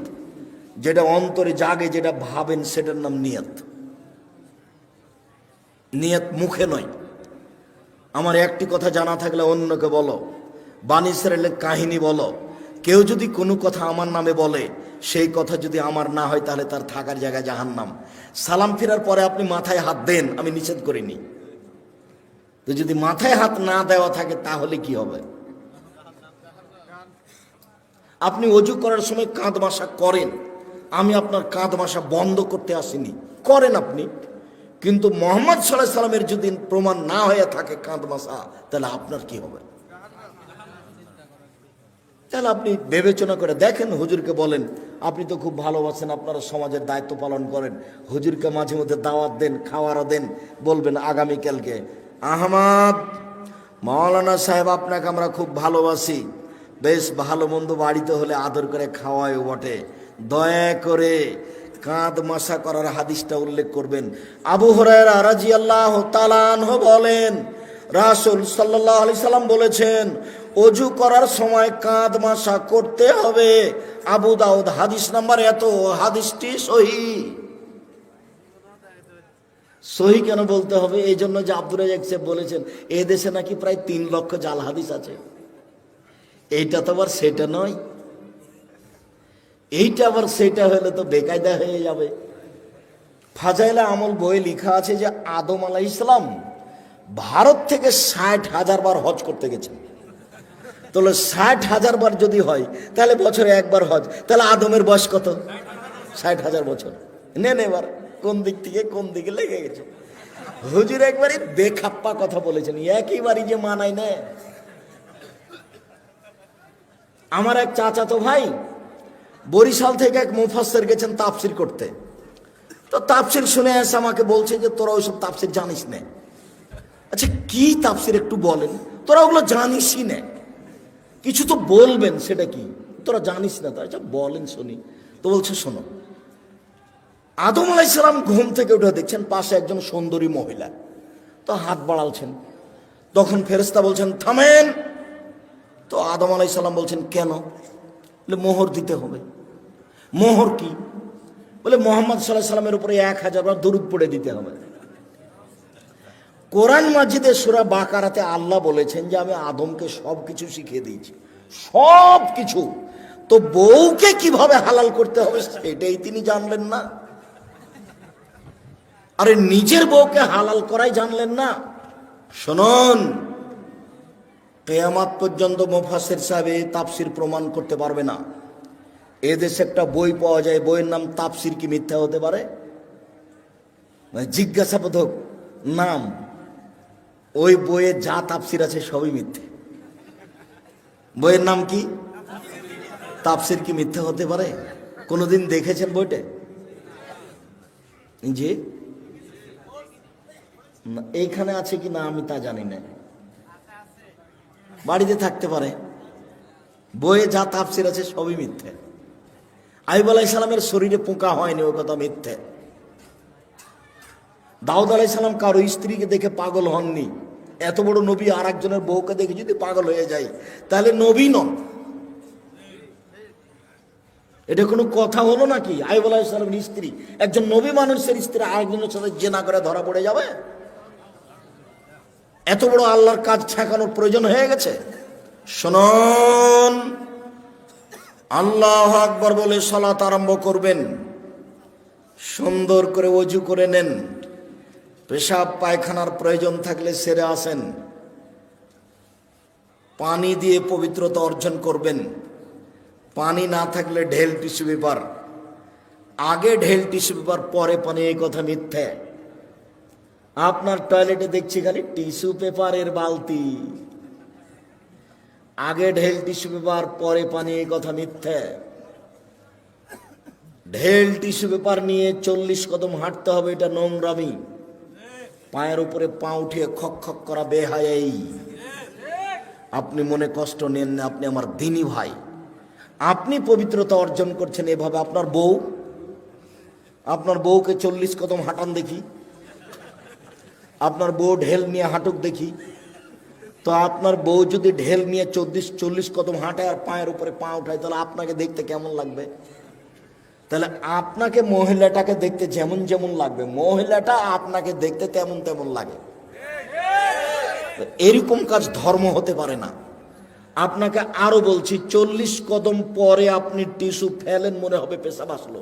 40 কদম নয়, 40 দিন পরে যদি ফেলেন তবু মনে হবে। কেন? এটা আপনার ধারণা হয়ে গেছে। সহজ পথ, পেশাব হয়ে গেছে, পানি দিয়ে পবিত্রতা অর্জন করেন, হাতটা মেজে নেন। এখন যদি মনে হয় যে 1 ফোঁটা পেশাব আসলো, তাহলে অজু করার সময় একটু পানি এনে লজ্জাস্থানে সামনাসামনি এভাবে ছিটিয়ে দেবেন। বুঝাতে পারিনি? বাস, পবিত্রতা শেষ। আর ভিতরে এটা ধারণা করতে হবে না। ধারণা করলেই 40 কদম পরে যদি টিস্যু ফেলেন তবু মনে হবে। ওই পথই যায় না, বিপদ। আল্লাহু আকবার। ডান হাতের কবজি বাম হাতের কবজির উপরে রাখবেন, 2 পায়ের গোড়ালি জমা করবেন না। রাজশাহী চাঁপাইনবাবগঞ্জে মহিলা বৈঠকে মহিলারা বলছে, বুবু নামাজে যখন দাঁড়াবা বুবু, তখন 2 পায়ের গোড়ালি জমা করে দিও বুবু। যদি 2 পায়ের গোড়ালি ফাঁকা রাখো বুবু, তাহলে লজ্জা স্থানের যোগাযোগ বুবু মাটির সাথে হবে, মাটি অভিশাপ করবে। বুবুর সব কথাই নাকি বুখারীতে আছে। বলছে বুবু যখন সিজদা করতে যাবা বুবু, তখন হাতে যেমন মাটিতে পড়ে যায়, তেমন মাটিতে পড়ে গিয়ে আঁটো সাঁটো হয়ে সিজদা করিও বুবু। বুককে যদি উরু থেকে পৃথক রাখো বুবু, তাহলে স্তন ঝুলন্ত থাকবে বুবু, পর্দার ব্যাঘাত ঘটবে। বুবুর সব কথাই নাকি বুখারীতে আছে। বলে হিসাব, বুবু ব্লাউজ গায়ে দিয়ে আছে, শাড়ি পরে আছে, শাড়ির ওপরে চাদর আছে। বুবু ঘরে পড়ে সালাত, ঘরে বসে সালাত আদায় করছে, ঘরের মধ্যে সালাত আদায় করছে। পর্দার ব্যাঘাতের কোনো প্রশ্ন আসে না। মুহাম্মদ সাল্লাল্লাহু আলাইহি ওয়াসাল্লাম যেভাবে সালাত আদায় করতে বলেছেন, পুরুষ নারীকে এভাবেই সালাত আদায় করতে হবে, এটাই চূড়ান্ত হিসাব। পৃথিবীর কোনো মানুষের সালাত আদায়ের জন্য ব্যতিক্রম কোনো প্রমাণ হবে না। সহিহ হাদিস দ্বারা প্রমাণ পেশ করতে হবে, অন্যথায় যা করেছি ভুল হয়েছে, এখন যা দেখছি বাস্তব সেটাই করতে হবে। আল্লাহু আকবার, আল্লাহু আকবার বলার সময় তো এরকম করতে হবে না, আল্লাহু আকবার এটা চলবে না, আল্লাহু আকবার এটা চলবে না, আল্লাহু আকবার এটা চলবে না। তাহলে এটাও চলে না, তাহলে এটাও চলে না, তাহলে এটাও চলে না। তাহলে কি করতে হবে? কাঁধ সামনাসামনি, একাধিক হাদিস দেখেন, কাঁধ সামনাসামনি, আল্লাহু আকবার, কানের লতি সামনাসামনি, একটু উপরে, আল্লাহু আকবার, সামনাসামনি। হাদিসের শব্দ সামনাসামনি। আপনাকে আমি কি দিয়ে বুঝাই? কেন আপনি আঙ্গুলটা এখানে নিয়ে আসলেন? কেন আপনি এরকম করতে গেলেন? কেন আপনি এরকম করলেন কেন? আল্লাহু আকবার। ডান হাতের কবজি বাম হাতের কবজির উপরে রাখেন, সহিহ হাদিস। বাহুর উপরে বাহু রাখেন, সহিহ হাদিস। বাহুর উপরে বাহু রেখে যদি ছেড়ে দেন, তাহলে বুক থেকে একটু নিচে যাবে, পেটের উপরে থাকবে। আর কবজির উপরে কবজি রেখে বুকের উপরে রাখেন, 5টা সহিহ হাদিস। কবজির উপরে কবজি রেখে একেবারে ছেড়ে দেন নাভির নিচে, 3টে জাল ও জয়ীফ হাদিস। আপনাকে আমি মানার জন্য বাধ্য করিনি। তবে কেউ যদি বলে যে নিচেও বাঁধা যাবে, তো তাকে বলবেন যে জীবনে কোনোদিন উপরে কি বেঁধে দেখেছেন? কথা বুঝাতে পারেননি, বলেই দেখেন আপনি। আমি কোনোদিন মাযহাব নিয়ে আলোচনা করিনি। আমাকে যদি কেউ জিজ্ঞাসা করেছে মাযহাব মানা যাবে কি, তখন আমি বলেছি বিচারের মাঠে আল্লাহ যদি ইমাম আবু হানিফা রাহিমাহুল্লাহকে বলেন যে তুমি কি কাউকে বলেছিলে যে আমাকে মেনে চলো, তাহলে ইমাম আবু হানিফা যদি বলেন না না না না আমি কাউকে মানতে বলিনি, তাহলে আপনার কি হবে?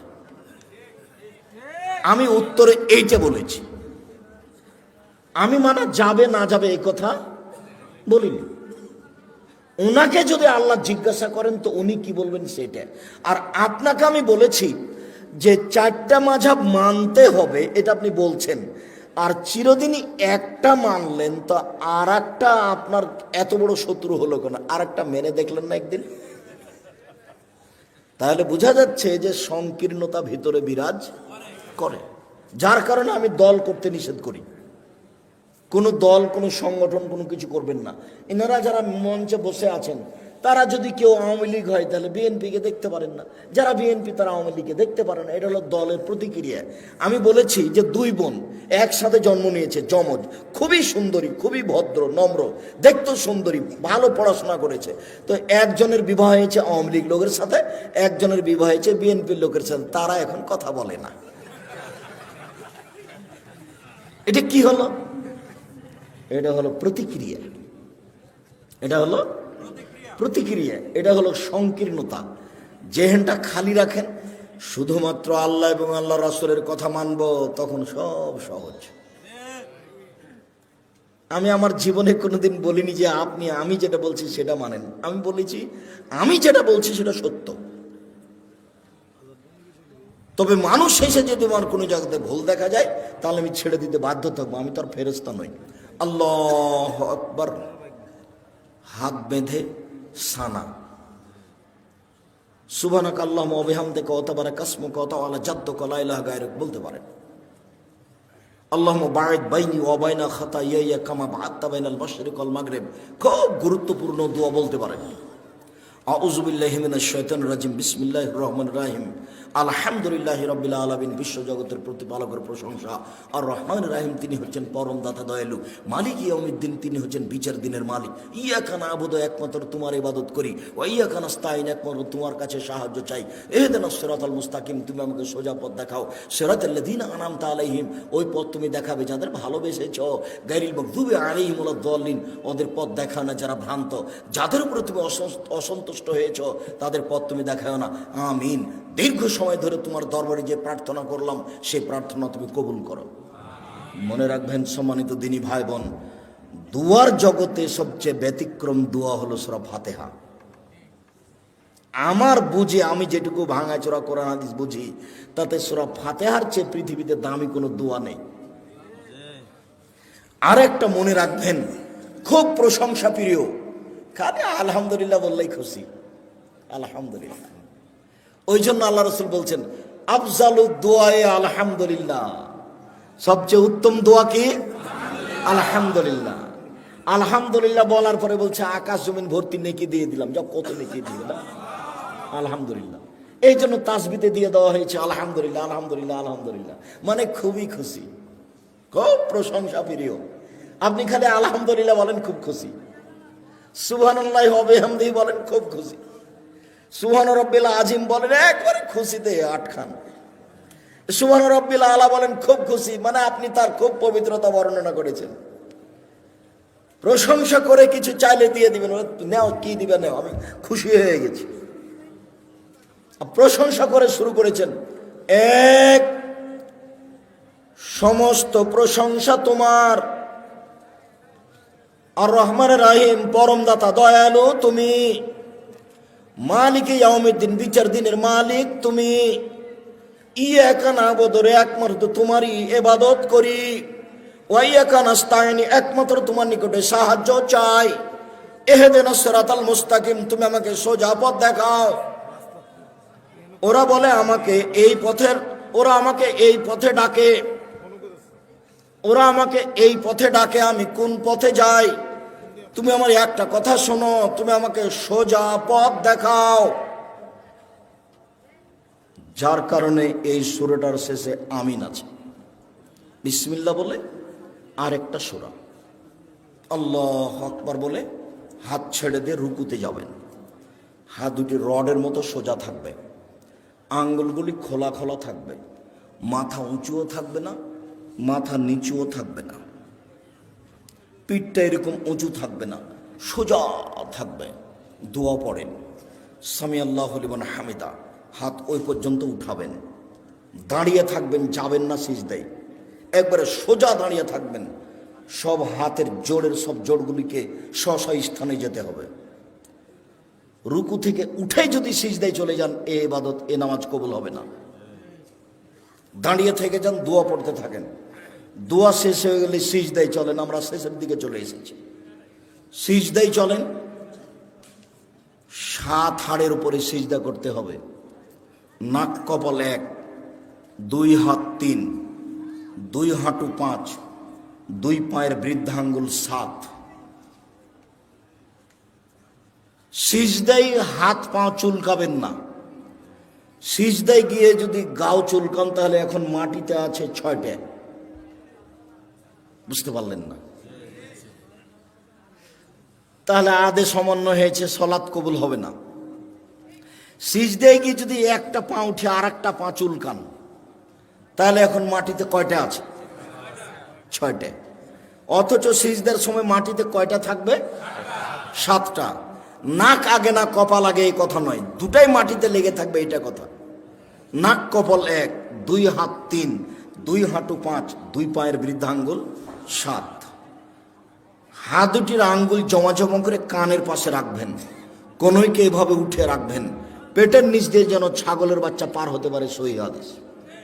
নারী পুরুষ সবারই একই হুকুম, কোনো পার্থক্য নেই। সিজদা থেকে উঠে দোয়া পড়েন, আবার সিজদায় যান, উঠে আসেন, এ হলে 1 রেকাত, আরো 1 রেকাত, এ হলো 2 রেকাত। আত্তাহিয়াতের বৈঠক হলে পায়ের পাতার উপরে বসবেন। আর যদি সালামের বৈঠক হয়, তাহলে বাম পাকে ডান দিকে বের করে দিবেন, নিতম্বের উপরে বসবেন, ডান পাটা খাড়ো হয়ে থাকবে, বাম হাতের আঙ্গুল জমা জমা করে হাঁটুর উপরে রাখবেন, ডান হাতের আঙ্গুলের কনিষ্ঠ আঙ্গুল এবং তার পরেরটা জমা করবেন। করেন তো দেখি। বৃদ্ধ আঙ্গুলের পরের আঙ্গুলের নখের উপরে পেটটা রাখেন, অবিরাম নড়বে আত্মাহিত হয়ে গেলে সালাম পর্যন্ত। একবার উঠানোর পৃথিবীতে ভুয়া হাদিসও নেই, এটা এমনিতেই চলছে। অবিরাম নড়বে, যতবার নড়বে ততবার শয়তানকে আঘাত করা। আত্মাহিত, দরুদ, দোয়ায়ে মাসুরা। তারপরে আমার একটা পরামর্শ, সেটা কি বলেন তো? রব্বির হামহুমা কামা রাব্বায়ানি সাগীরা। বাপ মায়ের জন্য দোয়া করা, জাযাকাল্লাহ খায়ের, মনে আছে, ভুলবেন না সহজে। রব্বির হামহুমা কামা রাব্বায়ানি সাগীরা। হে আল্লাহ, তুমি আমার প্রতিপালককে দেখো, তুমি আমার বাপ মাকে দেখো, বাল্য অবস্থায় আমাকে যেভাবে দেখেছিল। এই দোয়াটা যেন না ভুলি, তার জন্য কি পরামর্শ আছে? 2 রাকাত সালাত। 2 রাকাত সালাত আদায় করে আল্লাহকে বলবেন যে একমাত্র দোয়াটা মনে রাখার জন্য আমি এই 2 রাকাত সালাত আদায় করছি, তুমি আমাকে কবুল করো। আসসালামু আলাইকুম রহমতুল্লাহ, আসসালামু আলাইকুম রহমতুল্লাহ। এরপরে যা কিছু হবে তা জিকির। সম্মানিত দিনী ভাই বোন, জিকিরের সবচেয়ে গুরুত্বপূর্ণ জিকির হলো আয়াতুল কুরসি। সালাম ফিরার পরে যদি কেউ আয়াতুল কুরসি বলে তাহলে জান্নাতে চলেই গেছে। তো ঢোকেনি কেন? মরেনি এই জন্য। সম্মানিত দিনী ভাই বোন, আলোচনার শেষে এসে আপনাদের সাথে জরুরি কয়েকটি কথা। তার প্রথম কথা হচ্ছে, আমার মনে হয় এই পর্দাটা যখন আমি উঠেছিলাম তখনই খুলে ফেলতে হতো। পর্দার বাহিরে যারা আছে তারা বুঝতে পারে না যে আমাদের কথার কারণে তাদের অসুবিধা হচ্ছে নাকি, যার কারণে তারা নিয়মিত কথা বলার চেষ্টা করলো, যেটা আমরা পছন্দ করিনি। যা হোক, অনেক দূর থেকে আসার পরেও তারা আমাদের কথাকে মূল্যায়ন করার অনেকে প্রয়োজন মনে করলো না। এটা তাদের অযোগ্যতা, এটা তাদের বিদ্যা বুদ্ধি না থাকার প্রমাণ। কেননা আমরা খুব জোরালোভাবে পেশ করেছি, আমরা জাতির সামনে একটা বাক্য অগ্রহণীয় বলি না।